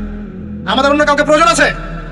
এই যে প্রযুক্তিগত কথাগুলো বললাম, একটু মাথা খাটান, এগুলো আমরাই তৈরি করতে পারবো ইনশাআল্লাহ। সব ঢেলে সাজানো যাবে ইনশাআল্লাহ তাআলা। আল্লাহ পাক আমাদেরকে বোঝার তৌফিক দান করুন। তাহলে 1 নাম্বার কি বলেছিলাম ভাই? ইলম অর্জন। 2 নাম্বার ইলম অনুযায়ী আমল। আর এই আমলটা কি শুধু ব্যক্তি জীবনে না, জীবনের সব ক্ষেত্রে? আল্লাহ কবুল করুন। 3 নাম্বার নিজের পরিবারের যত্ন নিন। নিজের ইলম অর্জন করেছেন, আমল করছেন, এখন অনেক বড় বড় কথা অনেকে বলবে, আগে পরিবার ঠিক করেন। আগে কি করবেন? ব্যাস, পরিবার বলতে আপনার স্ত্রী সন্তান। কারণ বাবা মাকে দাওয়াত দেওয়া যাবে, বাবা মাকে গালমন্দ করা যাবে না, বকাঝকা করা যাবে না। বাবা নামাজ পড়েন, আপনি কি মাই দিতে পারবেন? মা নামাজ পড়েন, আপনি কি মাই দিতে পারবেন? পারবেন না। তবে এই যুগে কিছু হতভাগা আছে, এরা বাপ মাকে গায়ে হাত তোলে না। এই যুগে এমন কিছু হতভাগা ছেলে মেয়ে জন্ম হয়েছে, আল্লাহ মাফ করুক, এরা পিতা মাতার সাথেও কি জঘন্য আচরণ করে। পিতা মাতা দোয়া নিবেন, যাদের সাথে পিতা মাতার দোয়া থাকে জীবনে সফল হবে ইনশাআল্লাহ। যার সাথে পিতা মাতার দোয়া নাই, অবস্থা খারাপ। আল্লাহ মাফ করবে আমাদেরকে। এখন পরিবার বলতে আপনার স্ত্রী সন্তান প্রথম প্রায়োরিটি পাবে, আর পিতা মাতাকে আপনি দাওয়াত দিবেন, নসিহত করে বোঝানোর চেষ্টা করবেন। আপনার সন্তান যদি 10 বছর বয়সে নামাজ না পড়ে, তখন তাকে আপনি পিটাতে পারবেন, কিন্তু আপনি বাবাকে পারবেন পারবেন। আর পরিবারের কিছু বিষয় এটা আপনি পাবেন প্যারেন্টিং বইয়ের মধ্যে। আর আল্লামা তকি উসমানী দামাত বারাকাতুহু শাইখের একটা কিতাব আছে, ইসলাম ও পারিবারিক জীবন। ইসলাম ও পারিবারিক জীবন, এই বইটা পড়লে আপনি অনেক কিছু জানতে পারবেন। আমি ডিটেলস বলে দেওয়ার সময় পাচ্ছি আজকে। এক কথায়, পরিবারের মধ্যে তাওহীদ থাকবে, শিরক থাকবে না, ঠিক আছে? পরিবারের মধ্যে সুন্নতের চর্চা থাকবে, কোনো বেদাত থাকবে না। পরিবারে হালাল রিজিক থাকবে, কোনো হারাম ঢুকবে না। পরিবারের বিয়ে করব যখন, দিনদারিতা দেখে মেয়ে চুজ করব, সৌন্দর্য শ্বশুরের টাকা পয়সা দেখে নয়। হ্যাঁ, সৌন্দর্য থাকতে পারে, সৌন্দর্য থাকলে নূরুন আলা নূর, আরো ভালো। কিন্তু যদি মেয়েটা এই যে আমাদের এখনকার সুন্দরী বলতে আপনারা যাদেরকে বোঝেন, নাম নিচ্ছি না, তাদের মতো সুন্দরী নাও হয়, মন খারাপ করার কিছু নাই। এগুলো সব আর্টিফিশিয়াল সুন্দর। কি সুন্দর? আসল সৌন্দর্য হচ্ছে কলবে। আসল সৌন্দর্য কোথায়? কলবে। আর তাদের কাছে যা আছে আপনার স্ত্রীর কাছে তাই আছে। এমন এক্সট্রাঅর্ডিনারি কিছু নাই ওদের কাছে। যা আপনার স্ত্রীর কাছে আছে তা তাদের কাছে সেম জিনিস, সেম। এখানে এত বেশি লোভনীয় হওয়ার কিছু নাই। পর্নোগ্রাফি দেখতে দেখতে মানুষের মাথাটা এমন নষ্ট হয়ে গেছে, নিজের স্ত্রীকে এখন আর ভালো লাগে না, মানুষের বউকে ভালো লাগে, তাই না? এটার একমাত্র কারণ পর্নোগ্রাফি দেখা। যারা পর্নোগ্রাফিতে আসক্ত, আল্লাহ পাকের কাছে তওবা করবেন, বের হয়ে আসবেন, না হলে আপনি জীবনে কখনো সুখী হতে পারবেন না। আপনি মন থেকে কখনো কনফিডেন্ট থাকতে পারবেন না, সুখী হতে পারবেন না। আল্লাহর সামনে দাঁড়ায় চোখের পানি ফেলতে পারবেন না, চোখটা নষ্ট হয়ে গেছে। তো আল্লাহ পাক আমাদের যুবক ভাই থেকে পর্ন থেকে হেফাজত করুন। নিজের দৃষ্টি নত রাখবেন, ইনশাআল্লাহ আল্লাহ পাক আপনাকে খাদিজা রাদিয়াল্লাহু আনহার মতো স্ত্রী দিবেন ইনশাআল্লাহ। ইনশাআল্লাহ ইনশাআল্লাহ তাআলা। আল্লাহর প্রতি ভরসা রাখেন, আল্লাহ পাকের কাছে যা চাবেন ইনশাআল্লাহ পাবেন। আল্লাহর প্রতি যে ধারণা রাখবেন আল্লাহ তেমনই হবেন ইনশাআল্লাহ। কেউ যদি ধারণা রাখে আল্লাহ আমার সাথে নাই, আল্লাহ আমাকে দিবে না, আল্লাহ তার সাথে থাকবে না। কেউ ধারণা রাখে আল্লাহ আমার সাথে আছে, আল্লাহ আমার সাথে আছে, আল্লাহ আমাকে বুঝেন, আল্লাহ আমাকে দিবেন, আল্লাহ অবশ্যই দিবেন ইনশাআল্লাহ। ওয়া মান ইয়াতাওয়াক্কাল আলা আল্লাহি ফাহুয়া হাসবুহ, যে ব্যক্তি আল্লাহর প্রতি তাওয়াক্কুল করে আল্লাহ তার জন্য একদম যথেষ্ট হয়ে যাবে। হাসবুনাল্লাহ ওয়া নি'মাল ওয়াকিল, বলেন হাসবুনাল্লাহ ওয়া নি'মাল ওয়াকিল। স্ত্রী চুজ করবেন কি দেখে? শ্বশুরের টাকা, যৌতুক নেবেন, দিনদারিতা। আর দিনদারিতা কি বাইরের বোরখা দেখেই ফিক্স করা যাবে? বোরখাওয়ালা মেয়েরা তো এখন গ্রামে গঞ্জে হাট বাজারে সব জায়গায় কফি শপে বসে বসে ট্রেডিং করছে। বলেন আদর্শ পরিবার গঠন করা। কোন বইয়ের নাম বললাম? কার বই পড়বেন? আল্লামা তাকি উসমানী দামাত বরকাতুহু, বইটার নাম কি? ইসলাম ও পারিবারিক জীবন। ইসলাম ও পারিবারিক জীবন কিনতে পারবেন তো ইনশাআল্লাহ? বন্ধুদের সাথে চা খেতে বসলে 1000 টাকা বিল হয়, এখন 500 টাকা বিল হয়, হয় না? একটা বই কিনতে 200 টাকা লাগে না। কিনতে পারবো কিনা? যারা বই কিনে বইয়ের প্রতি মহব্বত রাখবে আল্লাহ ওদেরকে ইলম দান করবেন ইনশাআল্লাহ। আমি একদিন বলেছি না, বই নিয়ে একটা লেকচার দিয়েছি না, বই কিনতাম টাকা বাঁচিয়ে বাঁচিয়ে। বিশ্বাস করেন এখন বই হাদিয়াই পড়ে শেষ করতে পারি না আমরা। হাদিয়ার পর হাদিয়া বই পড়ে আছে বাসা, শেষই করতে পারছি না। বইয়ের প্রতি মহব্বত রাখেন, আল্লাহ পাক আপনাকে অনেক জ্ঞান দিবে ইনশাআল্লাহ। 4 নাম্বার, খুব শর্ট করে শেষ করি। 4 হচ্ছে আমাদের রিজিকটা হালাল করতে হবে। রাজি আছি ইনশাআল্লাহ? রিজিক হালাল মানে কি? রিজিকের মধ্যে কোনো সুদ থাকবে না। রিজিকে কোনো সুদ যে খায় সে মায়ের সাথে জেনা করে, সুদ যে খায় সে আল্লাহ এবং তার রাসূলের সাথে যুদ্ধ করে। আমি এমন একজন ব্যক্তির কথা শুনেছি যে সুদ খেত, আল্লাহ মাফ করুক তাকে, আল্লাহ মাফ করুক। আমাকে বলেছেন একজন, আমি শুনেছি এটা, যে ইন্তেকালের পরে দুনিয়াতেই পেটটা ফুলে গিয়েছিল। নাউজুবিল্লাহ, আল্লাহ হেফাজত করুন। মেরাজের রাতে নবী দেখে এসেছেন সুদখোরের পেটের মধ্যে সাপ কিলবিল করছে, রক্তের নদীতে ফেলে মাথা ফাটিয়ে দেওয়া হচ্ছে। আল্লাহ এবং তার রাসূলের সাথে যুদ্ধ করে কেউ সফল হতে পারবে? আল্লাহর ওয়াস্তে সুদের চাকরিটা ছেড়ে দেই ভাই, আল্লাহর ওয়াস্তে ছেড়ে দেই, সুদের চাকরি ছেড়ে দেই। আল্লাহর হাতে আমার রিজিক, আল্লাহই খাওয়াবেন ইনশাআল্লাহ। সারা দুনিয়ার লক্ষ কোটি মাখলুককে আল্লাহ যদি খাওয়াতে পারেন, আমাকেও সুদ ছাড়া খাওয়াতে পারেন। খালি ধৈর্য ধরেন, রিজিক আসবেই ইনশাআল্লাহ। আর যেখানে ঘুষ সেখানে নাই, যেখানে ঘুষ সেখানে আমি নাই। এখানে ভাই যদি কোনো সরকারি কর্মকর্তা থাকেন বা কেউ যদি ঘুষের সাথে সম্পৃক্ত থাকেন, সরকারি বেসরকারি যেই হন, আজকে রাত্রে বাসায় গিয়ে খাস তওবা করে নেন, আল্লাহ আমি জীবনে যত অর্থনৈতিক অন্যায় করেছি আমাকে মাফ করুন। আল্লাহ পাক মাফ করে দিবেন ইনশাআল্লাহ। এবং আগামী জীবনে ঘুষমুক্ত জীবন যাপন করার চেষ্টা করি, আল্লাহ তৌফিক দান করুন। অমুসলিমরা এখন এইসব সংস্কৃতি মেনে চলে, মুসলিমরা কেন মানবে না? মানা উচিত কিনা? আল্লাহ তৌফিক দান করুন। আর ব্যবসার মধ্যে কিন্তু অনেক রিজিক আছে, 10 ভাগের 9 ভাগই কোথায়? ব্যবসায়। শুধু চাকরির পিছনেই ছুটবেন না। আর চাকরি যদি করেন অনেস্টির সাথে করবেন, উদ্যোক্তা হন, অর্থনৈতিক ভাবে নিজেকে স্বাবলম্বী করার চেষ্টা করেন, তারপরে বিয়ে শাদী করতে যান। আল্লাহ পাক তৌফিক দান করুন। না হলে ছেলে মানুষের সম্মান কমে যায়, ছেলে মানুষকে হাত পাততে হলেই সম্মান কমে যায়। তো প্রিয় ভাইরা, 4 নম্বর নসিহত খুব সংক্ষিপ্ত করে, আমাদের রিজিক হতে হবে কি ভাই? হালাল। আমি এমন আলেমকে চিনি, এমন আলেমের সোহবতে গিয়েছিলাম যে বাহিরের হোটেলের মুরগির গোশত, গরুর গোশত খায় না। অবাক হলেন তাই না? হজ করতে গিয়েছে, সেখানেও খায় না, ফল খেয়ে থাকে, কারণ রুটি খেয়ে থাকে, দুধ খেয়ে থাকে। কারণ এই মুরগি যে জবাই করার সময় বিসমিল্লাহ বলা হয়েছে কোনো গ্যারান্টি নাই।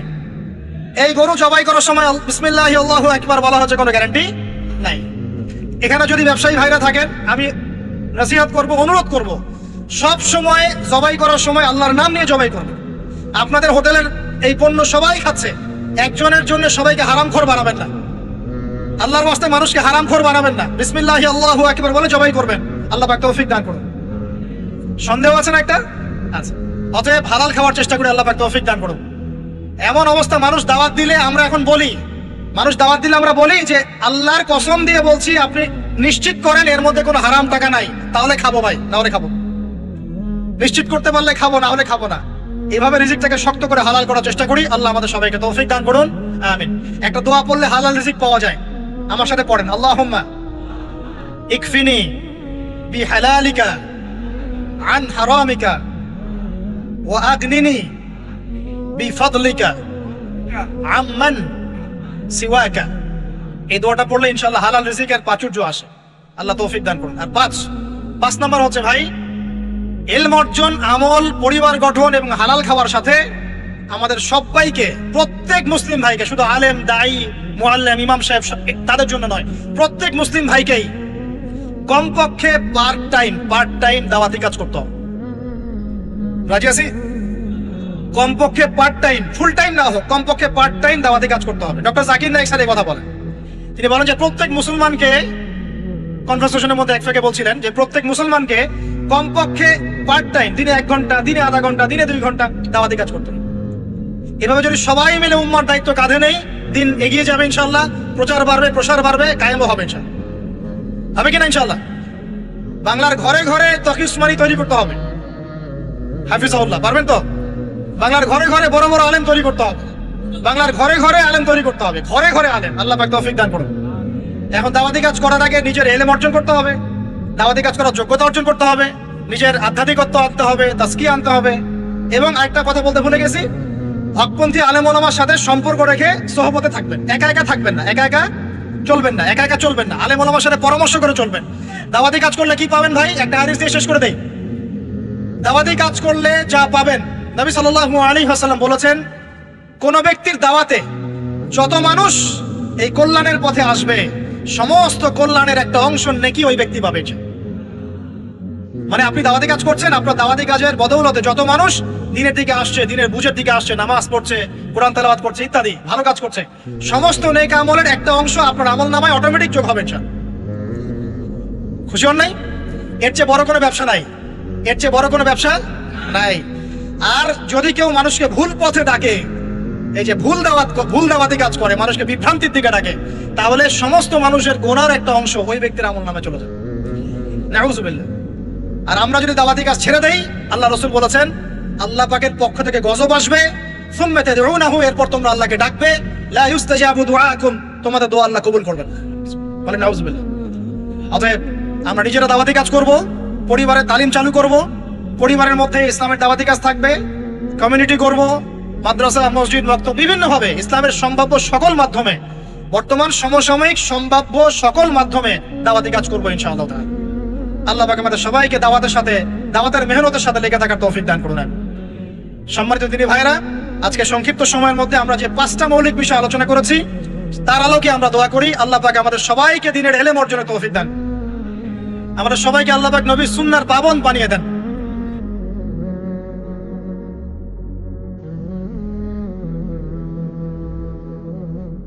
আমি জানি হাদিসটা আপনারা আগেও শুনেছেন, তা আজকে নতুন ভাবে শেখেন।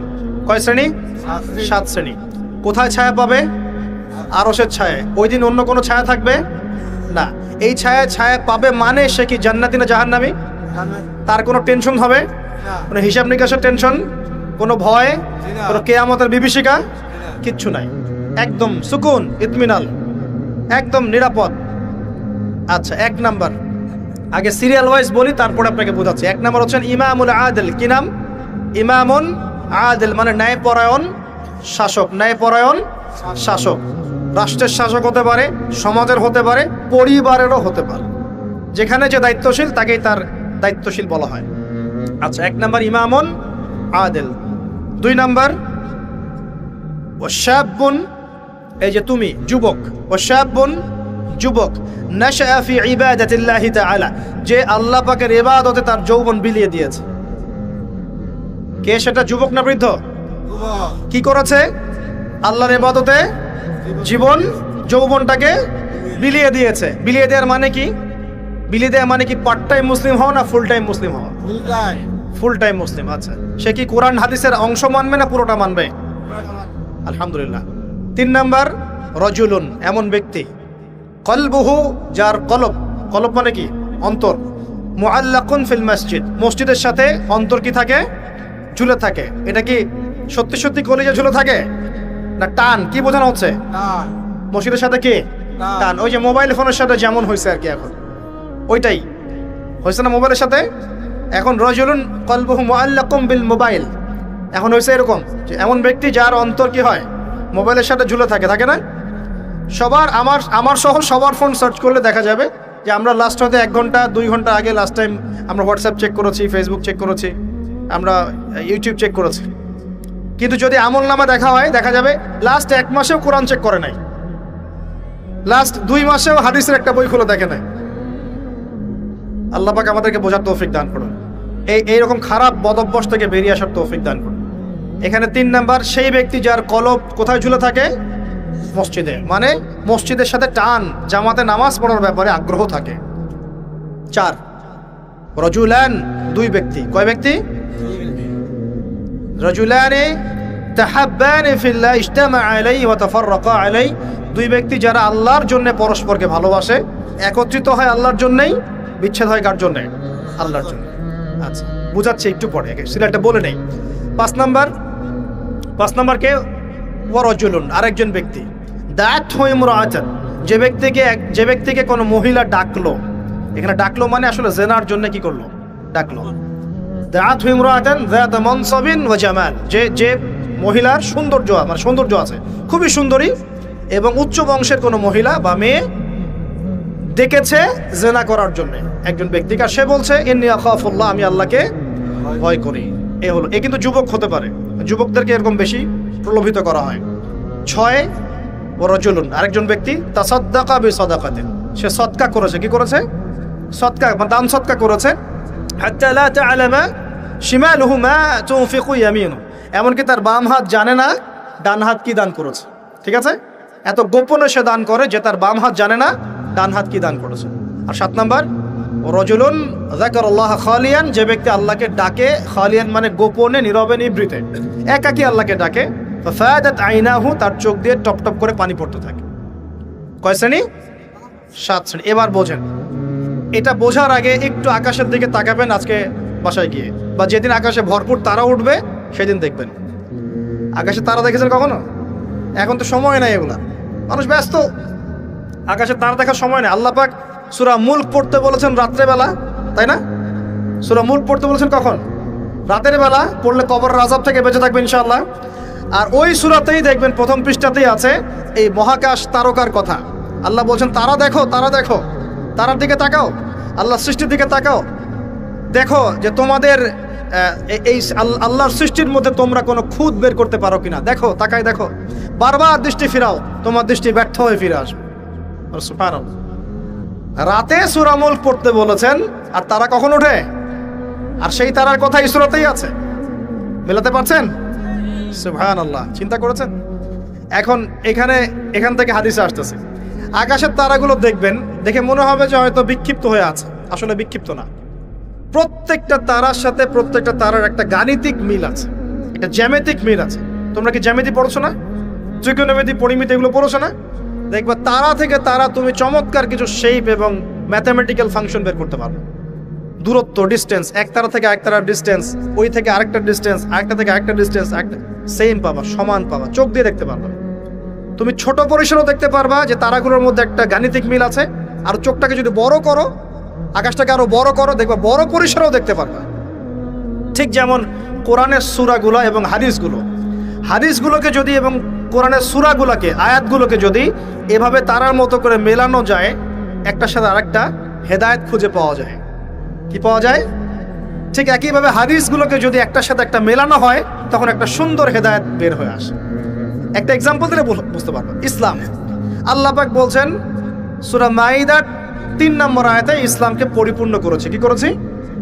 ইসলামকে পরিপূর্ণ করেছে। আবার আল্লাহ পাক বলছেন সূরা আলে ইমরানে গিয়ে, এই পরিপূর্ণ দিন বাদ দিয়ে কি তোমরা অন্য কোনো দিন তালাশ করছো?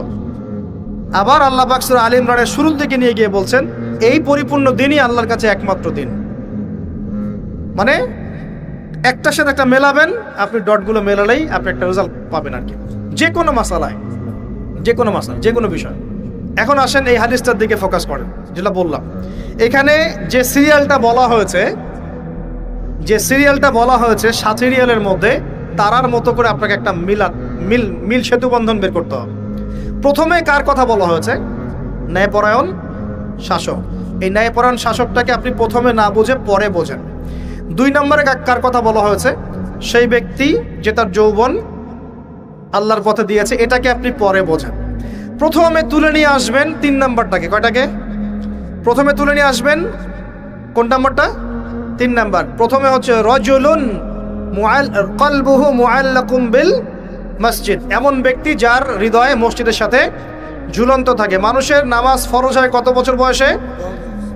হ্যাঁ, 10 বছর। আচ্ছা, 7 বছর বয়সে তোমরা ছেলেদেরকে নামাজের প্রশিক্ষণ দাও, আর 10 বছর হয়ে গেলে নামাজ না পড়লে পিটাও। তাহলে 10 বছর থেকে নামাজ মোটামুটি ফরজ, ঠিক আছে? তাহলে মানুষ কি আগে শাসক হয় না আগে মুসল্লি হয়? আগে কি হয়? মানুষ আগে মুসল্লি হবে না আগে শাসক? আচ্ছা, তার মানে প্রথমে আমাদেরকে হেদায়েত দিতে হবে, আমাদের সবাইকে 5 ওয়াক্ত নামাজ আগে ঠিক করে পড়তে হবে, ঠিক আছে কথা? রজুলুন, আমার আপনার অন্তর থাকবে মসজিদের সাথে ঝুলন্ত, মানে আপনি নামাজের ব্যাপারে খুব পাবন্দ হবেন, ইবাদতগুলো আগে ঠিক করবেন। নামাজের পর আরো ইবাদত আছে না, জিকির আজগার তাসবিহ তাহলিল জ্ঞান অর্জন, হ্যাঁ, আপনার নফল নামাজ সুন্নত মুস্তাহাব অনেক আমল আছে না, এই আমলগুলো হলো আগে। এরপর এই আমলগুলো করার সবচেয়ে সেরা সময় কোনটা? কিশোর বয়স, যৌবনকাল না বার্ধক্য? এই আমলগুলো করার সবচেয়ে উত্তম টাইম কোনটা? কখন সবচেয়ে বেশি শক্তি থাকে, সামর্থ্য থাকে, এনথুজিয়াজম থাকে, কখন, কোন সময়? এবার আপনি 2 নাম্বারটা নেবেন, ওই ব্যক্তি যে তার যৌবন আল্লাহর পথে বিলিয়ে দিয়েছে। বুঝতে পারছেন? এবার ধরতে পারছেন? এখন ইবাদত করার সবচেয়ে সেরা মৌসুম কোনটা? যৌবনকাল। এই যৌবনকালটাকে আল্লাহর পথে বিলিয়ে দেয়া মানে পুরো যৌবনকাল জুড়ে আপনাকে আল্লাহর জন্য ইবাদতগুলো করতে হবে। পারা যাবে ইনশাআল্লাহ? এটা হলো আল্লাহর জন্য যৌবন উৎসর্গ করার ব্যাখ্যা।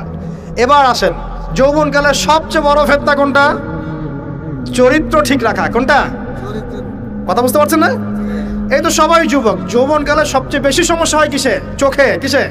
চোখে, লজ্জাস্থানে, চোখে, চরিত্রে। এটা স্বাভাবিক। আমরাও যুবক, যৌবনকালে সবচেয়ে বেশি প্রবলেম হয় কিসে? মেয়েদেরকে নিয়ে, চোখের সমস্যা, মনের সমস্যা, চরিত্র হেফাজতের সমস্যা। এই কারণে আপনি এখন এই 7টার মধ্যে এটাকে নেবেন, সেই ব্যক্তি আরশের ছায়া ছায়া পাবে যাকে কোনো মেয়ে ডেকেছে জেনার জন্য, সে বলেছে আমি আল্লাহকে কি করি? ভয় করি। তার মানে আগে ইবাদত ঠিক করবেন, তারপরে যৌবনকাল আল্লাহর পথে ইবাদত করে কাটাবেন, আর এই যৌবনে সবচেয়ে বেশি কেয়ারফুল থাকবেন চরিত্র হেফাজতের ব্যাপারে। হাদিস বুঝতে পারছেন? আচ্ছা, এবার আসেন, এখন এই চরিত্র হেফাজত করার সবচেয়ে সেরা পদ্ধতি কি?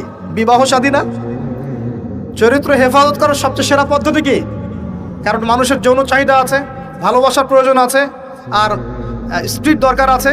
যুগিনানিন নাস হুব্বুশ শাহওয়াতি মিনান নিসা, মানুষের মধ্যে সবচেয়ে বেশি আকর্ষণ দেওয়া হয়েছে কার প্রতি?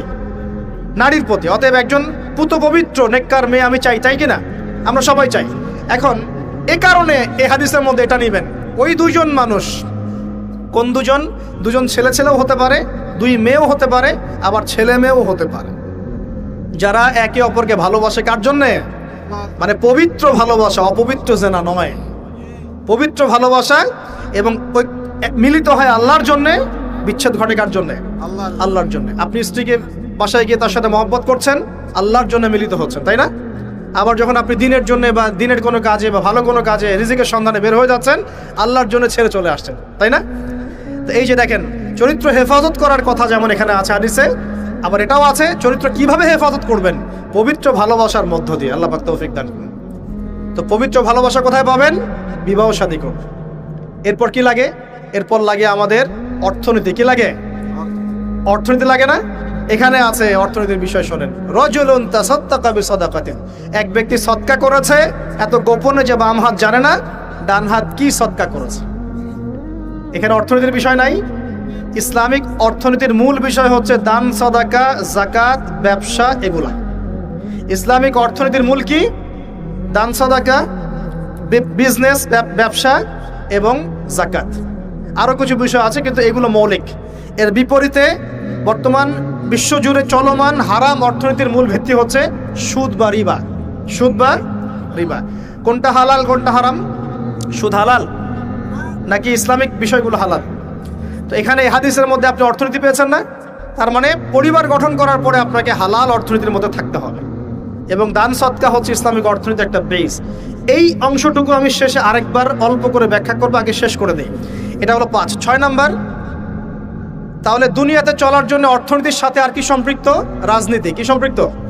রাজনীতি। এই কারণে এখানে বলা হচ্ছে ইমামুন আদেল, ন্যায়পরায়ণ শাসক। যদি ন্যায়পরায়ণ শাসক চলে আসে, তাহলে একটা পুরো দেশ সমাজ এক আল্লাহর বিধান অনুযায়ী চলবে না, সবাই ভালো থাকবে না, সবার জীবনযাত্রার মান নিশ্চিত হবে না, জুলুমের ভিত্তিগুলো উপরে যাবে না, এবং সবাই দুনিয়াতেও সফল, পরকালেও সফল হবে কিনা? এই কারণে বলা হচ্ছে ন্যায়পরায়ণ শাসক, আরো সে ছায়া ছায়া পাবে। আর এই সবগুলো কাজ করার পরে মানুষ এমন একটা লেভেলে যাবে যে আল্লাহর মারেফত সরাসরি পেয়ে যাবে ইনশাআল্লাহ। তখন গোপনে গিয়ে যখন আল্লাহকে ডাকবে, আল্লাহর কাছে তওবা ইস্তেগফার করবে, দোয়া করবে, চোখ দিয়ে টপ টপ করে পানি পড়া শুরু করবে। আল্লাহর সাথে ওই সম্পর্ক তৈরি করা গেলে সর্বশেষ সর্বোচ্চ অবস্থা হচ্ছে আল্লাহর মারেফত পাওয়া, আল্লাহকে পেয়ে যাওয়া। আল্লাহকে ডাকলেই চোখ দিয়ে পানি বের হবে। এখন ডাকলে পানি বের হচ্ছে না, কিন্তু এই ধাপগুলো অতিক্রম করে ডাকেন, দেখবেন ইনশাআল্লাহ চোখ দিয়ে পানি ঝরছে। অতএব এই হাদিসের মধ্যে যে 7টা বিষয় আছে, এগুলোকে একটু আকাশের তারার মতো করে মেলাতে হবে, তারপরে আপনি একটা ধারাবাহিক হেদায়েত পাবেন ইনশাআল্লাহ তাআলা। এবার শেষ করার আগে আমি ওই অংশটুকু নিয়ে দুটো কথা বলে শেষ করছি, একটু মনোযোগ দেবেন এই জায়গাটা।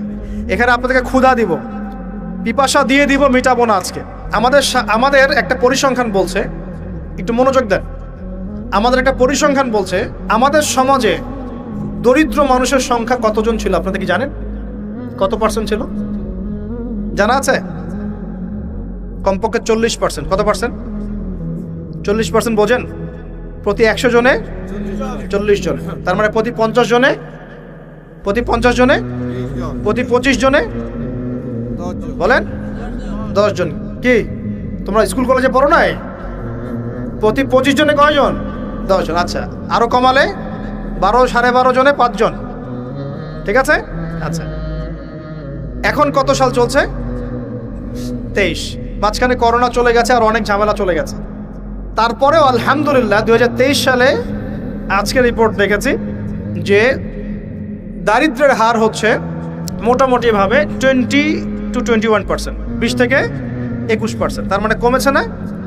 আচ্ছা, অবস্থা তাহলে ভালো না খারাপ? আগের চেয়ে ভালো না খারাপ? আচ্ছা, ভালো। এখন 20% মানে কি? 20% মানে প্রতি 5 জনে একজন, প্রতি 5 জনে একজন, প্রতি 5 জনে মানে আমাদের প্রতি 5 জন মানুষের মধ্যে একজন মানুষ আমাদের মতো সচ্ছল না। 4 জন যেমন সচ্ছল, 5 নম্বর ব্যক্তি ততটা সচ্ছল না যেমনটা 4 নম্বর ব্যক্তি সচ্ছল। এখন কিভাবে ইসলাম এই অর্থনৈতিক সিস্টেমটাকে সাম্যের দিকে নিয়ে আসে? ওই যে বললাম রজুলুন তাসাদ্দাকা বিসাদাকাতিন, এমন ব্যক্তি যে দান করে, বাম হাত জানে না ডান হাত কি দান করেছে। আমি এটা বোঝানোর জন্য আপনাকে একটা মাসের কথা বলবো। রমজান মাস নাম তো শুনেছি। আচ্ছা, রমজান মাসে কিন্তু আমরা মোটামুটি 100% ইসলাম ফলো করার চেষ্টা করি। অন্য কোনো মাসে করি না করি, এই মাসে করি। আর আল্লাহ পাক চাচ্ছেন আমরা যেন রমজানের শিক্ষাটাকে সারা বছর ধরে রাখি, এটা আল্লাহ চাচ্ছেন। কিন্তু আমরা কি করি? রমজানের শিক্ষাটাকে রমজানে রাখি, শাওয়ালের চাঁদ উঠলে আমরা এই শিক্ষাটা অনেকেই ভুলে যাই। ইল্লা কলিলাম মিন্না, আমাদের মধ্যে অল্প কিছু মানুষ বাদ দিয়ে। রমজান মাসে কিন্তু এই হারটাই হারই থাকে। এবারে ভালো একটু মনোযোগ দেন, পরে বুঝতে পারবেন না। রমজান মাসের দিকে ফোকাস করেন। এই মাসেও তো পরিসংখ্যান এমনই থাকে নাকি চেঞ্জ হয়ে যায়? এমনই থাকে। এখন তাহলে আমরা এই মাসে কিভাবে চলি আপনাকে বোঝাচ্ছি। আমরা কি করি? ইফতার যখন আমরা করি না, ইফতার করি না, আমরা ইফতার করি রমজান মাসে, যাকাত দেই, সদকা করি, বেশি বেশি দান করি না? আমরা রমজান মাসে আল্লাহর পথে অনেক দান করি না? প্রতিবেশীকে খাবার দেই না? মানুষের বাসায় ইফতার পৌঁছে দেই না? আসলে আমরা কি করি জানেন? আসলে আমরা ওই 4 জন মিলে, ওই যে পঞ্চম ব্যক্তি যার অবস্থা 4 জনের মতো না, ওর দায়িত্ব আমরা নিয়ে নেই। বলুন সুবহানাল্লাহ। রমজান মাসে আমরা কি করি? ওই 4 জন মানুষ মিলে ওই পঞ্চম ভাই যে আমার মতো খেতে পারছে না, ওর দায়িত্ব কে নেয়? আমরা দায়িত্ব নিয়ে নিই, ওর ঘরে খাবার পৌঁছে দেই। এভাবে পুরো সমাজের মানুষ খাওয়া শুরু করে, কেউ না খেয়ে মারা চায় না। দেখবেন সবার বাসায় সেহরি খাবার, আপনার খাবার দিয়ে আসা হয়, ইফতার দিয়ে আসা হয়, আমরা দেই না? আস্তে আস্তে কমছে তো এটা, কিন্তু আমরা তো দিতাম নাকি না? এমনকি অমুসলিম ভাইরাও যদি থাকে, ওদেরকেও ডেকে এসে আমরা কি বলি? বসেন ইফতার করেন, বলি না? আমরা কিন্তু অন্যের খাবারের দায়িত্ব নেই, কিন্তু সারা বছর এটা ধরে রাখি না। আচ্ছা, এবার আসেন। এখন মনে করেন আমি বলছি 5 জনে একজন। এখন মনে করেন আপনার পুরো সমাজে মানুষ 20 কোটি। কয় কোটি? 20 কোটি মানুষের মধ্যে পরিসংখ্যান কেমন হবে? 5 কোটি। তাহলে বলেন তো 5 কোটি মানুষকে এভাবে খাবার প্রোভাইড করাটা কি সহজ কাজ না কঠিন কাজ? সহজ না কঠিন? কঠিন কাজ। কিন্তু তাহলে এই যে 15 কোটি মানুষ আমরা যারা খাচ্ছি, তাদের তো খাবার আছে না বাজারে? আচ্ছা, এখন যখন রমজান মাসে বা অন্য কোনো সময় আমরা এই 5 কোটি মানুষকেও খাওয়ানোর চেষ্টা করব, তখন খাবার বেশি লাগবে না? লাগবে কি না? আচ্ছা, খাবার বেশি লাগবে। যখন খাবার বেশি লাগবে আর আমদানি যদি বন্ধ হয়ে যায় অথবা উৎপাদন যদি কম হয়, তাহলে এই খাবারের উপর চাপ বাড়বে কি না? পারবে কি না? আমি সহজ করে বোঝানোর চেষ্টা করছি, বুঝতে কি পারছেন? এই লিমিটেড খাবারের উপর চাপ বাড়বে কি না? বাড়বে। তাহলে চাপ বাড়লে দাম বাড়বে কি না? সলিউশন হচ্ছে এখন তাহলে আমাকে ওই পরিমাণ খাবার আমদানি করতে হবে অথবা উৎপাদন করতে হবে। এই তো দুটো অপশন। আর কোন অপশন আছে? আকাশ থেকে মান্না সালওয়া পড়বে? ওই মান্না সালওয়া পাওয়ার মতো ইমান আছে? মান্না সালওয়া পাওয়ার মতো কি আমরা পরেজগার হয়েছি? আচ্ছা, তাহলে আমদানি আসতে হবে, আর আমার দরকার হচ্ছে উৎপাদন বাড়ানো। আমরা আজকেও আমি পড়াশোনা করেছি, দেখলাম বিগত 5 থেকে 10 বছরের মধ্যে কৃষিভিত্তিক কৃষির প্রবৃদ্ধির যে হার, এটা একটু কমেছে। কি হয়েছে? কমেছে। বেকারত্ব একটু বেড়েছে, রিজার্ভ কমেছে, এটা তো সবাই জানেন। রিজার্ভ কমেছে না? কমেছে। এলসি বন্ধ হয়েছে, এটা জানেন? কোনো কোনো ক্ষেত্রে, সবার ক্ষেত্রে না, কিছু কিছু ক্ষেত্রে বন্ধ হয়েছে। এমন হয়েছে যে অনেক অনেক জাহাজ বন্দরে ঘোরাফেরা করছে, ভিড়ে আছে, কিন্তু পণ্য খালাস করা সম্ভব হচ্ছে না, বিকজ ওদেরকে দেওয়ার মতো আমাদের কাছে ডলার নাই, যার কাছে যে আমদানি করেছে। এখন তাহলে অপশন, ওই খাবারগুলো নামিয়ে ফেলা, যেগুলো ঘোরাফেরা করছে এগুলো নামিয়ে ফেলা, নামিয়ে মজুদ করে সবাইকে খাবারের ব্যবস্থা করা। নামাতে হলে আমার এখন টাকা লাগবে কি না? তাহলে ওই টাকাটা তো আমদানিকারকের কাছে নাই, তখন এই টাকাটা সে কোত্থেকে নেবে? তখন পণ্যের দামটা সে বাড়িয়ে দিবে, আপনার পকেট থেকে টাকা নিয়ে সে ওটা শোধ করবে। তাহলে দাম বাড়বে কি না? বাড়বে। আরও আছে, যদি এখন আমি চিন্তা করি যে না, আমি বহির্বিশ্বের কাছে লোন নিব, বাইরের বিশ্বের কাছে বড় বড় যারা উন্নয়নশীল কান্ট্রি বা উন্নত, ওদের কাছ থেকে লোন টোন নিয়ে আমি এটা শোধ করব, ওরা কি বিনা সুদে লোন দিবে? ওই সুদটার হার কেমন হবে? হয়তো 20%, 25%, 10%, 12% এমন তো হবে। তো 10% সুদ মানে হচ্ছে, মনে করেন $1 সমান সমান, এখন যদি কথার কথা বলছি, যদি $1 সমান সমান 100 টাকা হয়, তখন হবে 112 টাকা। তখন কি হবে? তার মানে আপনার 12% বেতন কমে যাবে। বুঝতে পারছেন না মনে হয়? যদি আপনার বেতন হয় 100 টাকা, তখন বেতন হয়ে যাবে 90 টাকা। বুঝতে পারছেন? আপনার এটা কমে আসবে। এটাকে বলে মুদ্রাস্ফীতি। ডলারের বিরুদ্ধে এগেনস্টে টাকার মান পড়ে যাওয়াটাকে কি বলে? মুদ্রাস্ফীতি। মানে আপনার টাকার মানটা কমে গেল, মানে আপনার শ্রমটা চলে গেল। 25,000 টাকা দিয়ে আপনি যা করতে পারছেন, এখন সেই টাকাটার মান 20,000 টাকা হয়ে গেলে আপনার শ্রমটা চলে গেল। তো এখন ওরা তো আর ফ্রি লোন ছাড়া তো ওরা আমাদেরকে সাপোর্টটা দিবে না। এখন লোন নিতে গেলে সমস্যা, এই লোনটাও তো শোধ করতে হবে। তাহলে সব দিক থেকেই সিচুয়েশনটা এমন হবে যে জীবনযাত্রার মান এবং নিত্য প্রয়োজনীয় দ্রব্যের মান বেড়ে যাওয়ার সম্ভাবনা আছে। এখন আমরা আমাদের মুসলিম ভাই যারা সামনে আসছে রমাদান মাসে, তাদের অর্থনৈতিক নিরাপত্তার বিষয়ে কি চিন্তা কি করবেন? কি প্ল্যান আপ? কয়েকটা অপশন। এক নাম্বার, আমাদের অপচয় কমাতে হবে। কি কমাতে হবে? অপচয়। কোনো রকম অপচয়ে যাওয়া যাবে না, অপচয় কমাতে হবে। যদি আমার 5টা খেজুরে আমার সাহারি হয়ে যায়, আমার 10টা খেজুরের দরকার। ওই 5টা খেজুর আপনি প্রতিবেশীকে দিয়ে আসবেন। অপচয় কমাতে হবে, 1 নাম্বার। 2, যত হারাম রিজিকের সোর্স আছে, সব হারাম রিজিকের সোর্স বন্ধ করতে হবে, না হলে ব্যবসায়, চাকরিতে, রিজিকে আল্লাহর বরকত উঠে যাবে। ব্যবসায়, চাকরিতে, রিজিকে আল্লাহর বরকত উঠে গেলে এই রিজিক দিয়ে আপনি এই সমস্যা মোকাবেলা করতে পারবেন না। সমস্ত হারাম রিজিকের পথটা বন্ধ করতে, আল্লাহর ওয়াস্তে অন্তত পক্ষে এই রমজানে হোক, এই সুদ, ঘুষ, দুর্নীতি বা এইসব করাপশনটা বন্ধ করে দেন, আদারওয়াইজ সমস্যা। আর কি? আর হচ্ছে কৃষিভিত্তিক উৎপাদন বাড়ানোর চেষ্টা করতে হবে। কি করতে হবে? আর কি? আরেকটা হচ্ছে দান সদাকা, আমরা যারা করি না বা কম করি, তাদেরকে দান সদাকার হাত প্রশস্ত করতে হবে।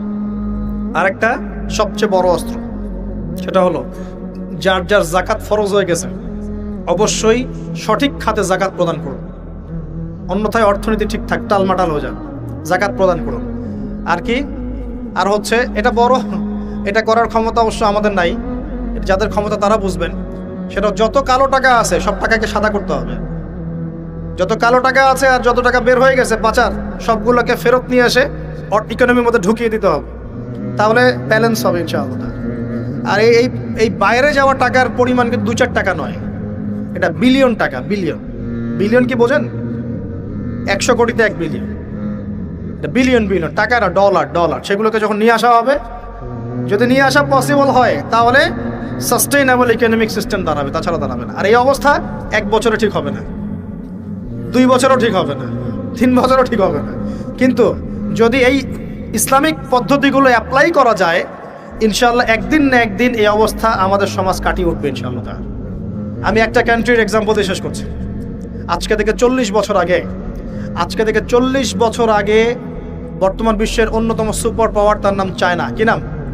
চায়না। এই চায়নাতে দরিদ্র মানুষের সংখ্যা ছিল প্রতি 100 জনে 60 থেকে 65 জন।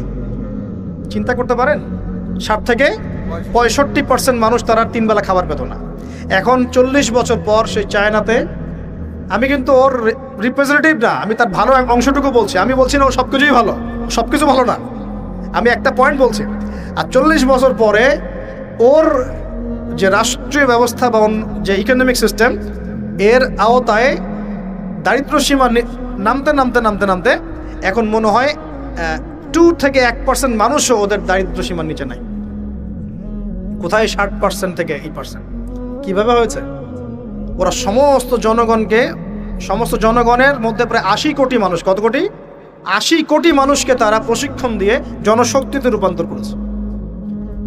কর্মক্ষেত্র বেড়েছে, কৃষিভিত্তিক অর্থনীতি বেড়েছে, ওদের পরিশ্রম বেড়েছে, প্রযুক্তিগত উন্নয়ন বেড়েছে। দুর্নীতির একদম নিচে নামিয়ে দিয়েছে। দুর্নীতি বলতে কিছু নাই, দুর্নীতির সাথে ওরা নাই। ওরা কি মুসলিম নাকি? তারপরেও নাই। দেশপ্রেম আছে ওদের মধ্যে, প্রচন্ড দেশপ্রেম আছে, সবাই অ্যাক্টিভ, পরিশ্রমী, ঠিক আছে? অপচয় করে না, বরং বিশ্বের বড় বড় বাজারগুলো ধরে ফেলেছে এবং এমন ডিপ্লোমেসি অ্যাপ্লাই করেছে সততার সাথে, আমানতদারিতার সাথে, যে 40 বছরের ব্যবধানে আজকে কোথায় আছে দেখতে পাচ্ছেন। ওই যে ফোনটা ধরে আসো, ওটাও চায় না। তো মাথায় এই পার্টসগুলো সব চায় না, ক্যামেরা রেকর্ড সব চায়, কি নাই, সব কিছুই ওদের, সব কিছু। এবং বিশ্বের 3 নম্বর পরাশক্তি এখন চায় না। আমি বলছি না যে ওরা সবকিছু ওদের ভালো, এটা বলছি না, কিন্তু উইঘুরদের ব্যাপারে ওরা নির্যাতন করেছে, ওদের অনেক খারাপ কিছু থাকতে পারে। আমি শুধু ইকোনমিক সেকশনটার কথা বলি। আর আমরা দুর্নীতিতে কততম বললে রাগ করবেন নাকি? 1 নাম্বার নাই এখন, এক সময় ছিল 2005 সালের দিকে ছিল, এখন কত নাম্বার? 13 কি 12 নাম্বার। তাও তো কিছুটা উন্নয়ন হয়েছে আলহামদুলিল্লাহ। যদি আমাদের, আপনারা কি জানেন দুর্নীতি 1 নাম্বার দেশকে? দক্ষিণ সুদান। কোন দেশ ওটা? কি মুসলিম কান্ট্রি, নন মুসলিম কান্ট্রি? ওটাও মুসলিম কান্ট্রি। মুসলিমদেরই অবস্থা কেন? আর আপনি কি জানেন সবচেয়ে কম দুর্নীতিগ্রস্ত দেশ কোনটা? হ্যাঁ রাইট, কে বলছে? Right, Denmark. কোন দেশ? ডেনমার্কের সাথে একটা দেশ আছে, তার নাম নিউজিল্যান্ড। নাম শুনেছেন? কয়েকদিন আগে ওদের প্রধানমন্ত্রী বলেছিল যে আমি রিজাইন দিলাম, আমি নাই।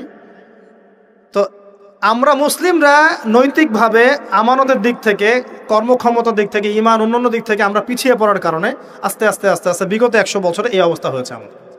এখন কি আমরা এই অবস্থায় চলতে থাকবো, নাকি আমরা আমাদের উন্নয়নের চিন্তা করব, চেষ্টা করব? প্রথম কাজ, 10টা কাজ বলি। প্রথম কাজ হচ্ছে পড়াশোনা। কি করা? পড়াশোনা। 2 নম্বর কাজ জ্ঞান অনুযায়ী আমল করা। সবচেয়ে বড় কথা আধ্যাত্মিকত্ব অর্জন করা, সৎ থাকা। কি থাকা? সৎ থাকা। সত্যিকারের দেশপ্রেমিক হয়, দেখানো তথাকথিত দেশপ্রেমিক হয়ে কোনো লাভ নাই। সত্যিকারের ভেতর থেকে দেশপ্রেমিক হয়। মানুষকে নিয়ে ভাবেন, মানুষের উন্নয়নকে নিয়ে ভাবেন, মানুষের জীবনযাত্রার মান নিয়ে ভাবেন। নিজের আখের গোছানো নিয়ে এত ব্যস্ত হয়ে থাকা যাবে না।